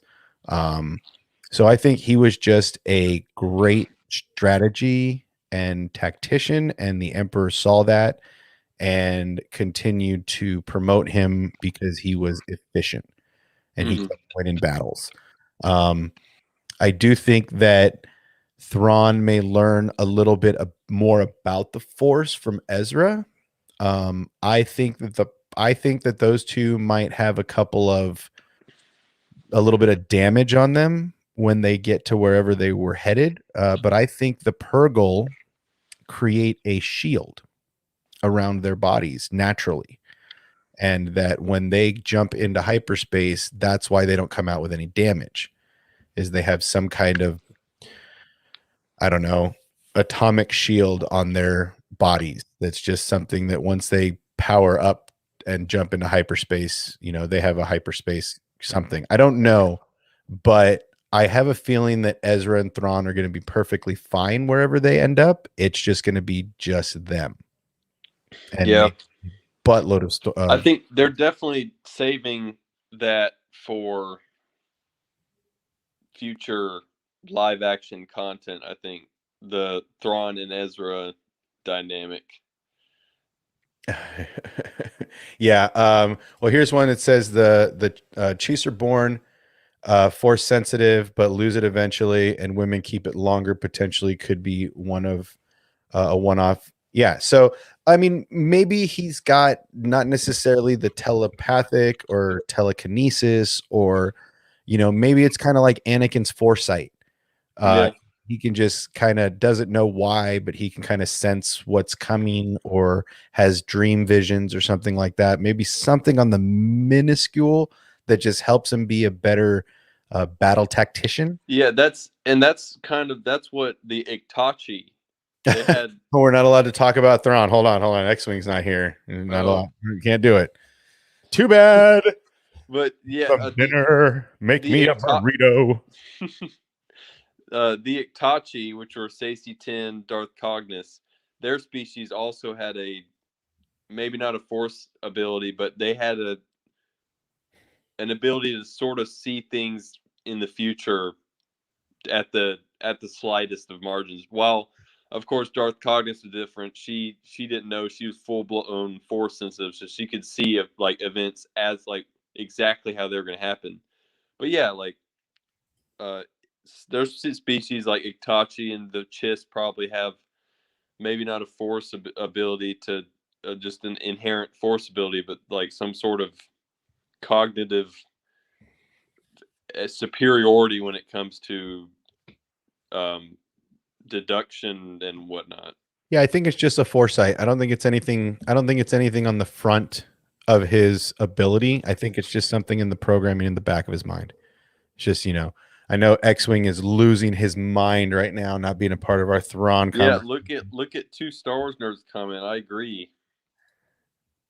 Yeah, do you even know who Thrawn is, bro? I mean, has he read any of the books? I don't know. I mean, I just ordered the Darth Bane books. I just ordered. Oh my god! Like I said, if you're looking for cheap books, I'm gonna put up the link, but it is $3, $4 a book. You bought the Darth Bane trilogy? Yeah. That's as good to me as the original prequel trilogy. Yeah, and I'm looking forward to Rule of Two. that kind of stuff, just because I don't have a lot of. I mean, I know about it and I've read about it and I've seen theories, videos about it, and some others, but oh, he's back from the kitchen. He had to get in on the Thrawn action. Here he is. He's back. I'm still in the kitchen. Yes, I know. We could see. Can you hear me? Yeah, you're Okay. This isn't gonna work. Go eat your I have to dinner. go back to the We studio. can This do is it not gonna again. freaking There's work. lots of time to talk about Thrawn, but we know you're dying. We know you're dying to get in on it. he's And trying to relive the moments when he showed up in Star Wars Theory. The glory days, my friends. The glory Yes. days. That's great. What I have to add one thing Do it. before I go. Do it. Because my phone's gonna die. There was the Skywalkers, which were the Chiss Ascendancy navigators, were Force-sensitive young females who were able to navigate the chaos of the unknown regions because they all had that foresight. Mhm. It was a 4 to 5 second foresight where they could see where something was going to happen before it happened. Mhm. And so the Chiss navigators, also known as Skywalkers, were the basis for the Chiss ascendancy. So that's something cool to read about when you do. If you look at lighting, is just fucking. Oh, you're good. put it Good. this way. That's it right there. That's the supermodel. Give me a duck face. Go, Duck faces. let's go. I'm not wearing pants. Let's go. But yeah, that's something I want to talk about. So Great. don't leave it. I'll be We're- back. Okay, man. We're here. See you in a bit. Enjoy dinner. There you go. Couldn't help himself. Had to jump in. What's a Thrawn? But yeah. Yeah. So they're just going crazy. No, I love it. I love it. I love it. Yeah, I mean, that's something, I haven't dove into the Thrawn books. Those are on our list of my reading list of homework to do. I'm like X-Wing. I'm an audiobook guy. Unless it's Ahsoka, I chewed through. Certain books I can chew through, certain books I can't. You'll But probably chew through the Darth Bane books. Yeah. Darth Bane is it's a tie between him and Maul for my favorite Sith. I'm obviously not going to spoil anything, but it's already been spoiled, bro. You can go through it. I mean, I've literally they're watched just. I videos. mean, their story development is just genius, and the rule of two. I mean, it makes you reading the Darth Bane books almost makes you root for Palpatine and Maul and Dooku and Vader, because that's how that's how interesting the Sith just society is. They're even more interesting than the Jedi to me. Sorry, you looked like you're going to say something. I don't know if you played. I think it was Knights of the Old Republic. It might have been another one, but there was a whole storyline about the Sith Academy.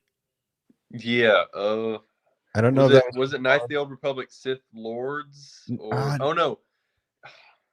It wasn't Jedi Knight. It wasn't. But I anyway, know- one of I know the what older you're- ones. I think it's just called Star Wars: The Old Republic. It might have been the Old Republic. I can't know, Chad. If you guys But- remember, let us know. But you get to pick. You get to customize your character, and Yes. you go to Korriban. Yes. Yes, and that's what I loved that portion because it gave us something we don't get a lot of, and that's what I'm looking forward to in Bane is getting that Sith, that grand Sith army that we hear about from the Right. old, Right. So please continue. I couldn't think of the name. Yeah, but yeah, that's you'll get this. The mystery of the Sith is just so alluring. And we don't get any of it. I think that's I why. know. It's That's like why it's such. it's like the- candy. It's like crack. Mhm. I mean, Yeah. it's everybody wants it. Yeah. Everybody wants it. Give us some Inquisitor. Give us some Sith, old Sith stuff. It was KOTOR. You travel to Korriban and the Sith Academy. Thank you, Dark Webben. Yeah, I mean that's also Star Wars Talk Show. So yeah, I think that we all want more of that, and that's why that game was so great. Is because you could choose dark or light. You could make your choices. At the end, your ending is based on where you go and how you get there. But yeah, I mean, I love that. I want to see Inquisitor training. I want to see Vader taking younglings. Right, give it to me because they never give it to us. It's always the Jedi story or a Rey story, or right. Well, I mean, they like to think the general public are mostly good people, but we're some pretty we like we like our dark stuff too. I mean, it's just yeah. I mean, we like hearing the other side of the story. You can't tell me one side of the war. I want to hear them both. And that I think that's what was great about the Clone Wars. Is not a little bit of how it was being pieced together, and you got the Dooku talking to these guys, and you had everybody in the Separatist army having conversations, getting captured, dealing with the Jedi. It all comes down to it. Yes, they're doing a KOTOR remake, from what I understand. I thought I heard that Activision was doing it, or Rockstar. I'm not sure, but it is definitely confirmed. So. It's definitely confirmed. Star Wars, and then yeah. So that's exactly what we're talking about. Don't worry. You'll get the Darth Bane trilogy. You get plenty of Sith holocrons, Korriban, yes, or Korriban. Depend. I mean, of course, there's. You'll get hundreds of Sith action and Jedi action, and of course, you'll learn how. I mean, as you said, you've been spoiled. You'll see Darth Bane's evolution from being one of thousands of Sith to being the last, and then of course the dynamic between him and his apprentice, right, is awesome, just amazing. Yeah, well, and that's what I'm really liking about Plagueis. I still haven't finished. I'm cutting videos and not doing my homework, but that's one of the things I like about Plagueis is you're getting the master apprentice on the dark side. You're getting the multiple apprentices, and so I like this. And I'm doing a video on that now, Masters and Apprentice. I'm working on that on my edit. Is basically master. Yoda said it best. I said this the other day. Yoda said it best. We are what they grow beyond. That's the true purpose of a master, right? And that's in life. But that's a big thing. And you see Qui-Gon tell Obi-Wan Kenobi, I foresee you being a far better Jedi than I can become. You see Obi-Wan tell Anakin, you're a far better Jedi and a man than, I ever hope to be. You see this through the entire series. And that's a big thing. But with the Sith, they're constantly looking for the new flavor of the week. Oh, that's it. I'm trading in the 40-year-old for the 20-year-old model. I'm gonna grab two 20-year-olds while I'm at it and see which one. So I feel like there's a lot of that going on, and I want to explore that more. So I'm enjoying Plagueis. I'm gonna enjoy Bane, and Acolyte. That's why I left this up. The Acolyte show up. I'm hoping that's an Inquisitor show. Well, I think Disney has. Lucasfilm has put up a timeline of, I think I think it's set like several hundred years before the Phantom Menace. Love it. I can get behind that. So also. it'll be in between Bane and Plagueis. I love that. That's and of course there's probably like 24 Sith. I mean that's 1,000-year difference. So there's like you can do whatever. We don't have any characters that we were expecting to see. Just 2 new Sith. And of course, I mean, I'm all for it. Yeah, I mean, just take my money and give me some Sith stuff. Just take my money. Let us see some other side of the coin, because you only really give us one side of the coin and maybe here and there. Yeah, I mean, Darth Webben, you made Talk Shows Day. Yeah, I mean, 200, 600 would be into the High Republic. Yeah, I mean, I would like to see some of this. Now, I don't know if they're going to do anything along the lines of Revan and that whole lineup, but that's closer to I feel like that's closer to the prequels. It's closer to the New Hope because it deals with the rebellion, with even into Starkiller, Yeah. that kind of stuff. So I'm sorry, that was Starkiller. But even Revan, I feel like Revan gets us into the prequels, doesn't it? No. Oh, are you talking about time wise? Time No, wise. Revan's like 4,000, like 3,500 That's way years. early. Yeah. But like this whole, I mean, yeah, you're right. The Darth Bane trilogy is set like 1,000 years before the Phantom Menace or New Hope, but that's not Phantom Menace and New Hope is not a big difference when you're talking about 1,000 years. Yeah. So there's plenty of room in between that and the Phantom Menace to just give us all new characters. I mean, that's what they're doing with the High Republic. But do a better job than High Republic. Yeah. Do a way better job. I feel like they're going to give us the dark side version of that with the Acolyte, and I forgot who it was, but it might just not just be about one Master and one Sith. They might do like an episode on each Sith from Bane to Plagueis, and that I just, oh my god, that I would just. I'm all about it. Give me some of that crossblade Sith handles. Show me that battle on Malachor if you can. Yeah. Show me. I mean, it doesn't have to. That battle on Malachor where you see Ezra pick up that old lightsaber and you see all the ashes and the masks that Kanan picks up. Give us that stuff. Show us that battle. Show us the temple exploding and killing everybody on that, and then going back into dormant stage. I don't know. But show me that battle. Mm-hmm. If that's something you can do. It happened so long ago. I think Kanan even says this battle happened hundreds of years ago. Yeah. Give it to us. Put connect those dots somehow. Maybe give us a Sith that destroyed both armies with the temple power and then shut it down and left. Something along those lines would be perfect as far as I'm concerned, because then we get the dark side, we get some Jedi fighting, we get some lightsabers.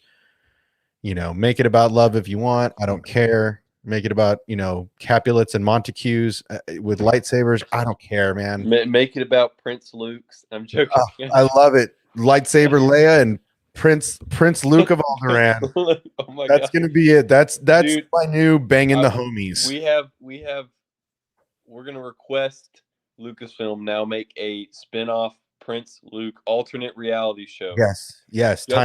Just like they're doing with Loki and his alternate reality, make a Prince Luke alternate reality show. All right, here it is. We use the world between worlds, right? Our character now, whether it be Ahsoka or somebody else, goes into the world between worlds and swaps the babies. And we get Prince Luke of Alderaan and lightsaber Leia of Tatooine, and that's it. Like that's the world between worlds parody, boys and girls. Yep. But yes, I don't think we're gonna ever live that down. In fact, I could see this totally going viral. Dude, Luke going, "Aren't you short for a stormtrooper?" Oh my god. And Leia going, "I'm here to rescue you." My name is Lightsaber Leia. I'm here to rescue you. Oh my god. Oh. My name is Leia Skywalker. I'm here to rescue you.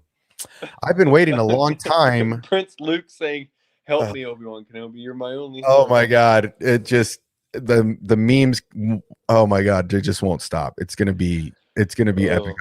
I might have to start the memes on Twitter to be honest. Okay, what would you rather watch if you had to pick one? The entire Star Wars saga from the lens of the Backstroke of the West, Chinese redubbed. Mm-hmm. Oh my god. Or the entire Star Wars saga with that alternate reality of Prince Luke and lightsaber Leia. Oh man, I don't know. I mean, that dubbed stuff the other night on casual stream, I was literally, I'm so glad he didn't bring me in mid laugh, because I was turning purple. I was crying because the first thing that you guys dubbed, we didn't even do voices yet. It was just the translation. I was on the floor laughing hysterically. It was unbelievable. So I'm gonna go with. I mean, if I'm gonna make a full movie, it's gonna be lightsaber Leia and Prince Luke of Alderaan. But I do say for comic value that subtitled Star Wars was amazing. It was literally amazing. Yeah, forget the 4-hour cut of Revenge of the Sith. We want the redubbed Chinese in theaters right now. That, I mean, just the tragedy of Darth Plagueis the Wise portion was amazing. the black influence understanding what the heck? I mean, I want to see the council chambers with Anakin where it's like, this is unfair. How can you be a master or be on the council and not be a master? Like, that scene has to be every scene, the Windu and group, Windu and company arresting Palpatine. I mean, oh my god. Man. I'm gonna say Star Wars Obsession, a Star Wars story, lightsaber land, Prince Luke. Yes. Yes.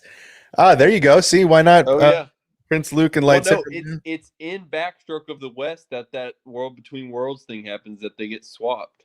Yep. Oh my god, he's so big and strong. Yes. He is so big and so strong. Oh my god, I can't even get back into that. That was literally some of the funniest Star Wars stuff I've been a part of. Everybody was on fire that night. It was so good. We also you weren't on for that part, but we used the diabetes grief stage chart to describe the Star Wars universe. I was watching. I left the studio and went downstairs, much like X-Wing is doing right now. And I went down to cook some dinner and eat. I had you guys on in the background with my ear pod, and I was just dying. I was like, man, Wilford Brimley, it did not intend to be used like that. It was the 7 stages of grief through diabetes, beatus. But yeah, it was that whole stream was entertaining. I mean, I think it's fun having Josh and Theory only get together once a week. And it seems like this little group of people consistently gets together on everybody else's streams, and we just talk about whatever the subject is. Right. Yeah, I mean, that was probably one of the funnier streams that I have been a part of. Those guys, I couldn't even contain myself. Sunday is X-Wing, Monday's Nerd Theory, Tuesday is hopefully Casual's going to do that stream, Casual Cast, every Tuesday. Hopefully you'll do like a Friday, like whenever. Yeah, I mean, I'm probably I think I'm pretty much going to be completely sporadic. It just depends on when I can stream based on when work drags me out. But right. For the most part, I'm going to try to stream until the Bad Batch is over. I think I'm going to do a Friday morning, probably around 10 if I can swing it.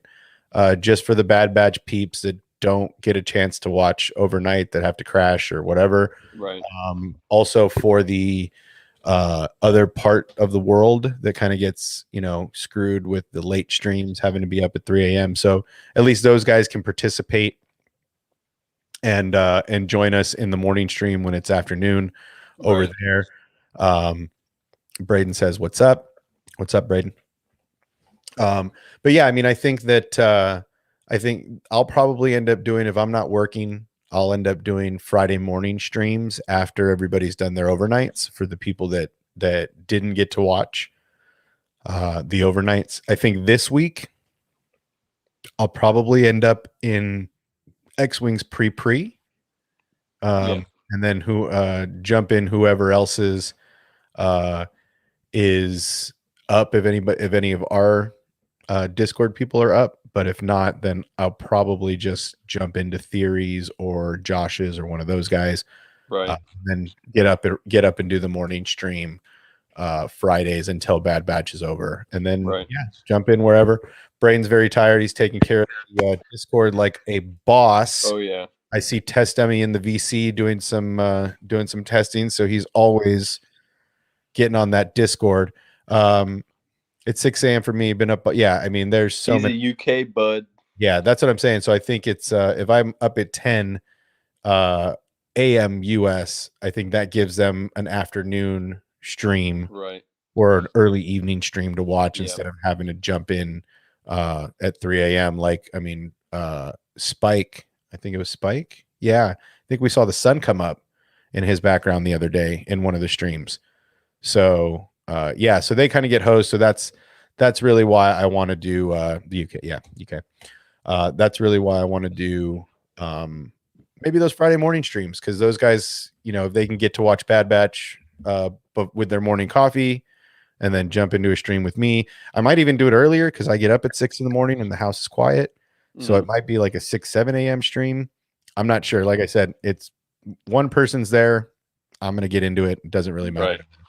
Yeah, I mean, I just love this whole community centered around like you, X-Wing, Two Star Wars Nerds, Star Wars Casual, and all of us who just pop on who don't have YouTube channels, like me Yeah. and Aiden and like Charlie and whatnot. And we Yeah. just we seriously have this thing like that's just, I gotta say it's probably the most wholesome that we know of. Of course, there's probably plenty of others out there. The most wholesome, just fun, friendly Star Wars community out there, like to us at least. Well, I mean, yeah, I mean all the other YouTubers are in big numbers, you know. Right. I think that's what this is, you know. I'm not, like I said, I got other channels that I'm going to try to monetize for myself. This one is just for me to talk to other nerds, right? Mhm. Other people like me that love Star Wars as much as I do, because I get an eye roll from the family, or I get shut out, you know, from the other folks in life because they don't dive into it the way I do. You know, this has always been an escape. This has always been a place for me to watch and enjoy and not feel stressed out about it. And that seems like what it is for a lot of us. Right. It's a way to talk with other people, because people in the regular life, you know, like I call them, the muggles don't get it. The muggles Yeah. don't understand, you know, I don't understand how you guys can talk about this shit all day. What so Who's that Ahsoka person? yeah, what are you streaming about? I don't understand what you're doing. What are you talking about? And that's cool. And that, I take no offense. I don't talk about going to the salon. I don't talk about hair. I don't talk about things. I mean, I wish I could talk about hair. Yeah, the regs, exactly.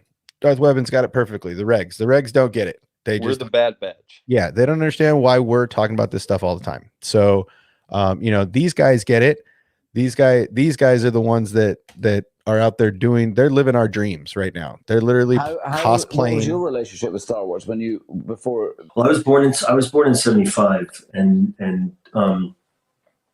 my parents immigrated to the U.S. from Chile when I was a baby, and so we were, you know, by the time Star Wars came out, it was we were absorbing a lot of cinema. My father, who's a doctor but loves you know, going to the movies, he would be taking us all the time. I don't know, kind of like dominated my childhood experience. You know, it's the Star Wars and the Indiana Jones and E.T. Yeah, you know, all that. See, and that's us. I mean, that's exactly what we're talking about. That's exactly what we do. We're totally geeks about it, just like these guys. These guys are playing dress up and having a great time doing it, right? And this is what we want to be doing. And you know, and that's why I enjoyed this interview so much. That's the only reason I even popped this stream up stuff, you know, today, was when because I met with them, I saw these guys and I was so motivated. Like a writer's room, yeah, you know, wall-to-wall story illustrations of the first season. It was really surreal to see such sort of like familiar imagery kind of realize everything. I think I didn't want. If you hear Kenobi, yeah, see, you did it too. Yeah. Oh my god, you did it too. Nah, it's hard to look at him and not think. I feel bad when we say that because he's such a versatile actor. Amazing. He's done so many, like Train Spotting is like, yes, brilliant. But I mean, the part where Ewan hey, that shows that he's successful at his role if people call him that. Exactly. But anyway, when Ewan was talking about how he walked past stormtroopers, he just lit up. He's like, "Oh, I was 6 years old. Like, I don't know, like, how to describe it." I mean, Yes. And Pedro was there, like, yeah. Yeah, I mean, you can. I mean, you can see the excitement in their face when they're talking about this. Like both of them are just giddy. Kind of unbelievable. He's Right. a really good scene partner. Right, and so this is where they're It was warming itself. this is where they're talking about It's Yoda. like more conducive to wider shots, and then there's one. Yeah, this is what we were talking about earlier. I find an interview. I want this to work. To save it. I find in interviews it's how devious people are about trying to drag things out of you. You know, Oh, it's incredible. unbelievable. Like how clever people are. You suddenly find yourself going down an alley. You're like, oh, wait a minute. Was he at Grogu on set? Were you? Well, and I want to stop there for a second. Look what just happened to. I had to write her name down because I say it wrong every time. Ming Na Wen. I say it wrong every time. I mean, look what happened to her. She's doing an interview. It's a slip, literally a Freudian slip. Didn't mean to tell everybody that Mace Windu is alive. I mean, come on. I mean, come on. Yeah. She didn't mean to, but the interviewer, she got carried away, and that's exactly what he's talking about. They're just people just trying to drag stuff out of you all the time. I know. And it was funny when Pedro and him were like, be careful. Yeah. He's like, can I say like, this? Oh, yeah, He's I like, got to be careful. yeah, we're going for a third season. Screw it. Everybody knows. The whole world knows, right? Yeah. But yeah. And then they're talking about Yoda here. Puppet with fuzzy hair on the ears, and with the it moves remotely. Yeah. There are these incredible puppets, and one can be done remotely that is like more conducive to wider shots, and then there's one that's very, very plugged in, and its eyeballs are moving around, its eyebrows are moving, it's and all of the sort of like muscular details of its face and ears and everything. And these guys are so talented, and that they get it to the puppet to sort of act with you in the scene. Yeah. I remember doing this one moment, and they didn't keep it, but Bye, Braden. the puppet was warming itself near the fire, or curious about some kind of fire, coming out of a jet, and I said, "Don't get too close." And then and whoever's doing the remote literally had the puppet like look at me and back up and like be like, "Oh, okay," and it's like.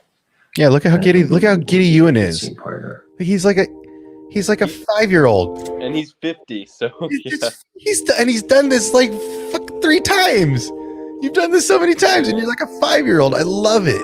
I love how giddy these guys are during this stuff. I think this next part is the part where... yeah, right here. It's time to go. Let the tears start. I can't even watch that scene. Extraordinary because I acted with him. Like you say, you were acting with Yoda. I couldn't believe I was acting with Yoda. And then at the end of because there's so many people operating him, and the stage is lifted up, I guess, so they're underneath the floor. We were like literally walking next to each other, and I don't know, he's like alive. And then every time George called cut, he would die, Yoda, because everyone just stops operating him. So he just goes like that.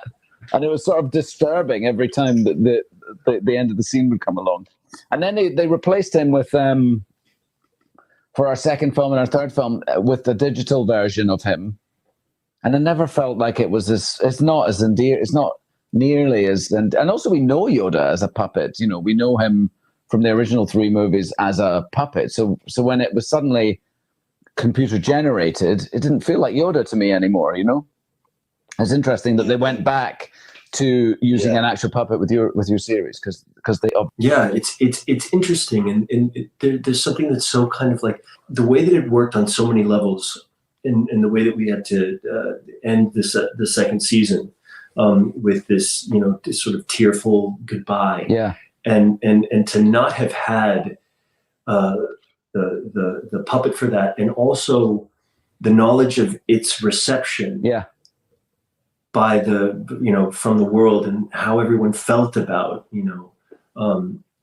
its creation, its relationship to the history of Star Wars, and whatever it does, like provoke in everybody. It was one of the more strange kind of acting experiences that I've ever had. In a way, if that makes any sense. It does totally make sense.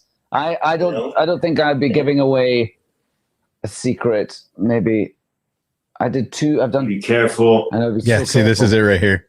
Well, it's all right. There's no secret to when this series is being set, but I had to walk past two stormtroopers. I realized I've never acted with a stormtrooper because I did mine were clones, you know? It was the clone army. Yeah. So I'd never seen Right. a stormtrooper. So when I was walking past in this scene, I turned around and I was like 6 years old again. Like, Doesn't it do something does to you? something Isn't it so complete? insane. Like I was like feeling like I was 6 again or something because I was so close to one. I got a fright, you know? So crazy. And then I had to ask someone, were there stormtroopers in my films? Because I don't think I've seen a stormtrooper for real before. And they were like, no, they weren't stormtroopers, they were clones. And Jawas, I had another scene of the little Jawa. See, yeah. So cool to talk to Nice you. to talk to you. Maybe I'll see you down the road, maybe. Yeah, I hope One of these so. days, yeah. And See, that's what I was talking about earlier. I will. Maybe we will bump into each other. Come visit or something. Yeah, and that was the gist of it. I cut all the other Halstead stuff. I cut all the other stuff Yeah. out of it, just to make it. Have you seen Halston? Just a real quick. I haven't yet. segment. Yeah, he. No, I mean, the trailers. Just if any of you guys watching have only seen him in Star Wars, I mean, You're missing out. yeah, I mean, Train Spotting is what put him on the map, and that's literally, it's basically like an indie Scottish movie about drug addiction. Right. And it just blew up because it was so relatable to so many people. Even though it was about this random Scottish group of young men, with outrageously unrecognizable accents. Right. And then of course he did Moulin Rouge, and obviously the prequels, and Halston. He's been in so many other things. So like, and Pedro, of course, he's in, wasn't he in Narcos? Yeah, I think so. And of course, Game of Thrones. I mean, it's just, but at the end of the day, as you said, they're just giddy Star Wars fans who happen to be amazingly talented and professional actors. Right. I So- mean, we forget because, guys like Chris Hayden stopped acting as soon as they were done with Star Wars. They're like, I'm done. I caught a lot of hate. I don't know if he could work right away. I don't know if he had as good reviews as Adam Driver and got to get into stuff right away with Scar. Adam Driver got right in with ScarJo on that divorce movie or whatever it was. Marriage Story, which is amazing. But yeah, I mean, he went and raised kids and raised a family. And the great thing is he waited 20 years almost, and now he's actually Vader's age. So it fits perfectly. It's absolutely perfect. Old man Kenobi is old and 50. Young man Hayden is now 40. Fits in the Vader suit. It all coming together. So yeah, I think that I like that's a big part of it. Is Hayden's 40 now. So Hayden's as old as Vader was, so he can play a legit Vader. He can be scarred up and have old man wrinkles that Vader would on whatever part of his skin is. We're all gonna be Star Wars theory when he saw Luke. Yes. And we're gonna do it multiple times an episode, probably. I mean, dude, I literally woke the house up. I was waking up. I call it first wake up. I have pets, so whenever my pets wake me up first time in the morning, that's what I call first wake up. So I wake up, first wake up on Star Wars Day, which is what I would basically call it. Star Wars morning, I would get up by myself. I'd put the Bluetooth headphones on, put the TV on Bluetooth headphones. I'd grab my Jedi cloak and I'd put my Jedi cloak on and watch Mandalorian every time. Same thing. And on that morning, I actually had to pause and go get my black cloak because I wear my Jedi cloak. That's game day cloak, and my black Emperor cloak is show day. It's for special occasions. And I was like, when I saw the X-wing, I was like, Pause. I got to go change cloaks. Came back, and as soon as the doors opened, I was like, holy shit, that's Luke Skywalker. And then he starts thrashing shit, and I'm like, that's the Luke of old. Mhm. That's exactly that's the Luke I remember.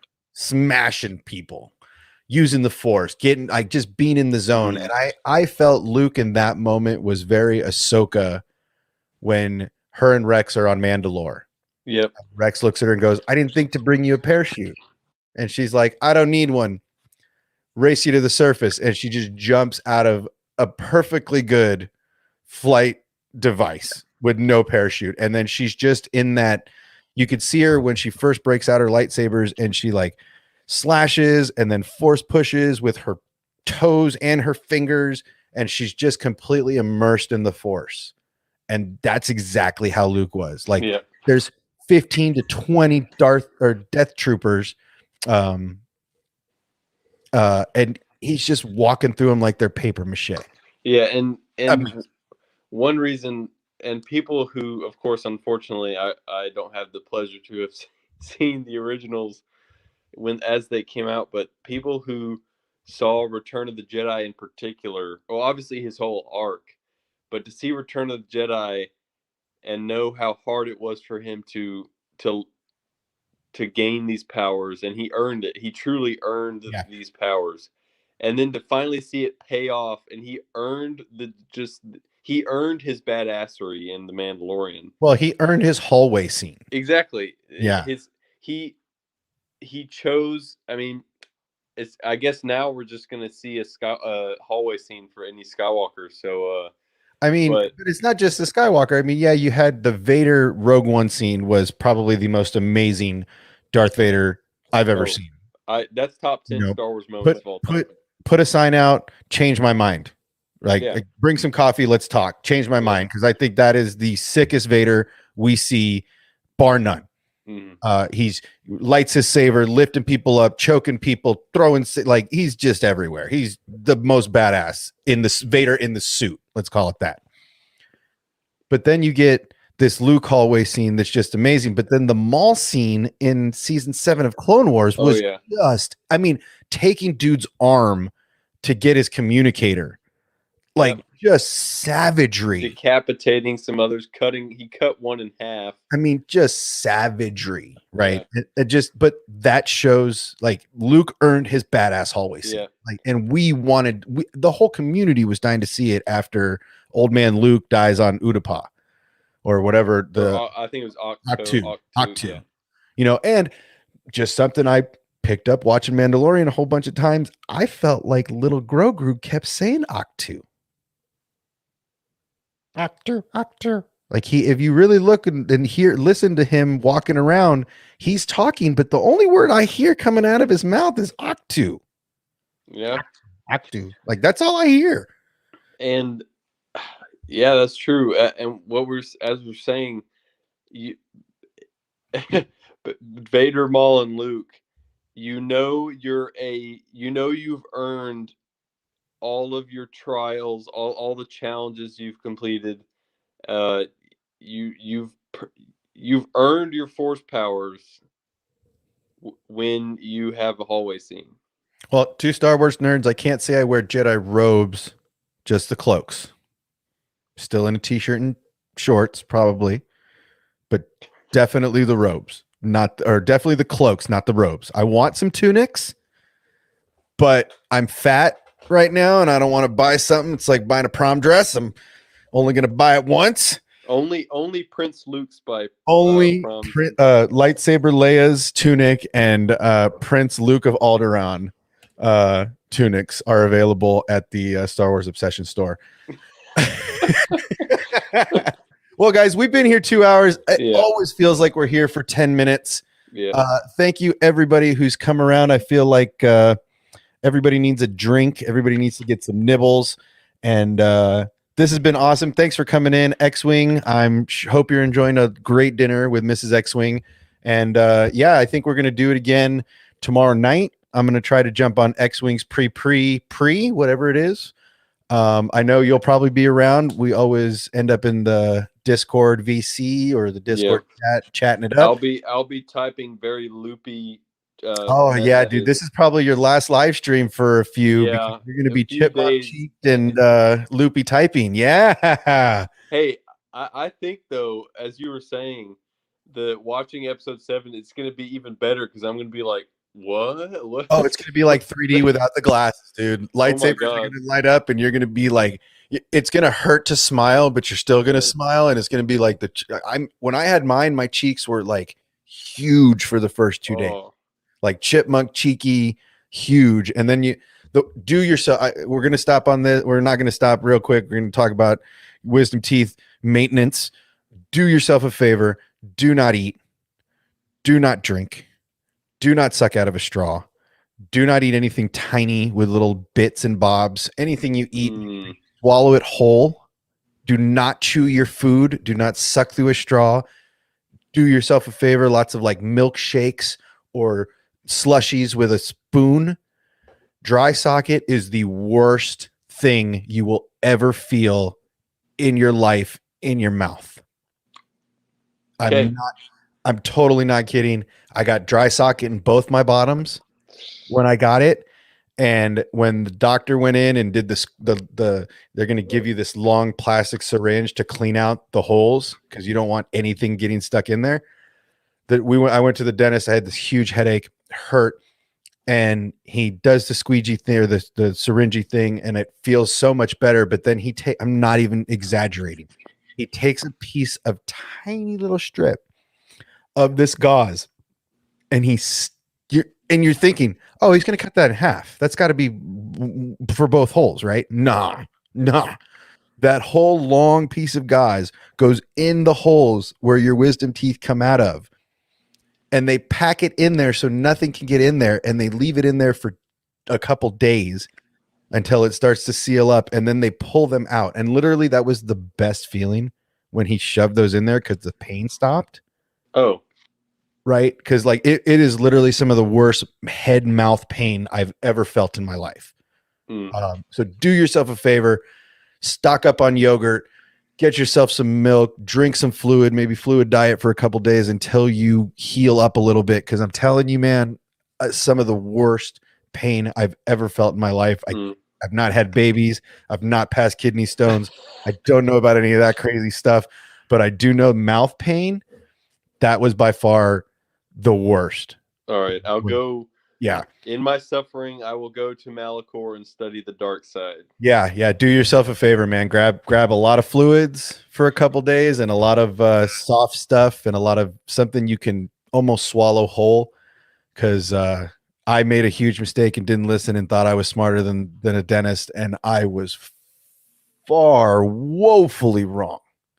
I was as wrong as Lightsaber Leia and Prince Luke of Alderaan. That's how wrong I was. So no, look at Two Star Wars Nerds' last comment real quick. Oh yes, let's see. I see. Is he referring to me watching the episode? I don't know if he's referring to your dental procedure or watching the episode.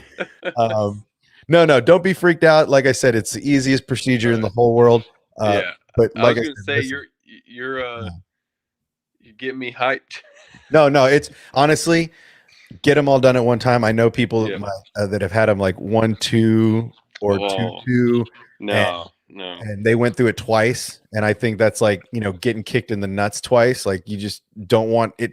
You don't want it to happen. But if you got to happen, just get it over with in one day. Yeah. So yeah, it's an easy. I mean, honestly, I went to sleep. I woke up in my bed. Like that's how literally. Like I fell asleep with the stuff. I don't remember getting in the car. I remember waking up in my bed with the water and drugs.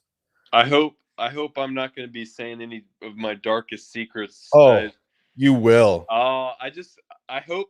Oh, it's so good. Don't get on a stream, please. Oh, you'll be a meme. Oh God, I'll be talking like Prince Luke, won't? Yes, it'll be great. It's you'll be a little loopy. But yeah, man, it's I'm glad you got to come on and hang out with us because I think this might be your last stream for a couple days. So I'm glad you got to spend the time with us in the community. Everybody, it's been awesome. The stream yesterday and the stream tonight. Tonight was a good stream. we got to talk more theories, and Yeah. obviously we still had some amazingly funny moments with Prince Luke, but I really liked how yesterday was like sort of the humor stream, and today was more gritty Ahsoka Kenobi fandom, the state of the fandom, and all that. It was all it's been awesome. And seeing those two guys makes me feel like I'm not such a nerd. Oh yeah, right? Like those two big time celebrities who can have anything they want and do anything they want. They're still giddy as I would be getting on a Star Wars set.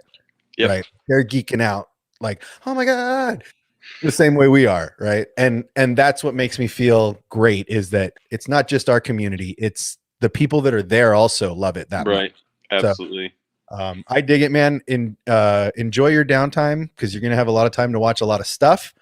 If you haven't subscribed to any of the channels, Two Star Wars Nerds, X-Wing, myself, the Star Wars Talk Show, Star Wars Casual, all of the green newer YouTubers, jump on the TikToks, jump on the like buttons, smash those like buttons, and subscribe to all the channels because literally it's this all of us jumping on each other's channels all the time, and it's awesome, and it's a chance for us to talk theory, joke around, have a good time, but mainly be around the like-minded community. So we continue to do this. Thank you so much for joining me tonight. I know the other guys were a little busy, and that's cool because we're going to be right back with them tomorrow on somebody else's channel. So I know it's been a couple hours. I thank you guys for joining me as always. And, as always, everything is proceeding as I have foreseen. So thank you guys for joining us. Please comment in let's keep Lightsaber Leia and Prince Luke of Alderaan going in the Discord. And thank you guys for joining us. Thank you, sir, for spending your last night streaming with us. Absolutely. And when you're back, you'll feel lighter in the mouth and pretty good, ready to start chatting about this because you're going to be itching. Thank you for being with us and take care. So as always, guys, may the force be with us. And catch us tomorrow. I think X-Wing's doing a pre, and then I think Josh and Theory are doing a regular watch parties. And then I believe Friday morning I will be jumping on to do a post morning watch after watch party, whatever you want to call it. Join us then. And as always, guys, thank you so much for joining us, and may the force be with you always.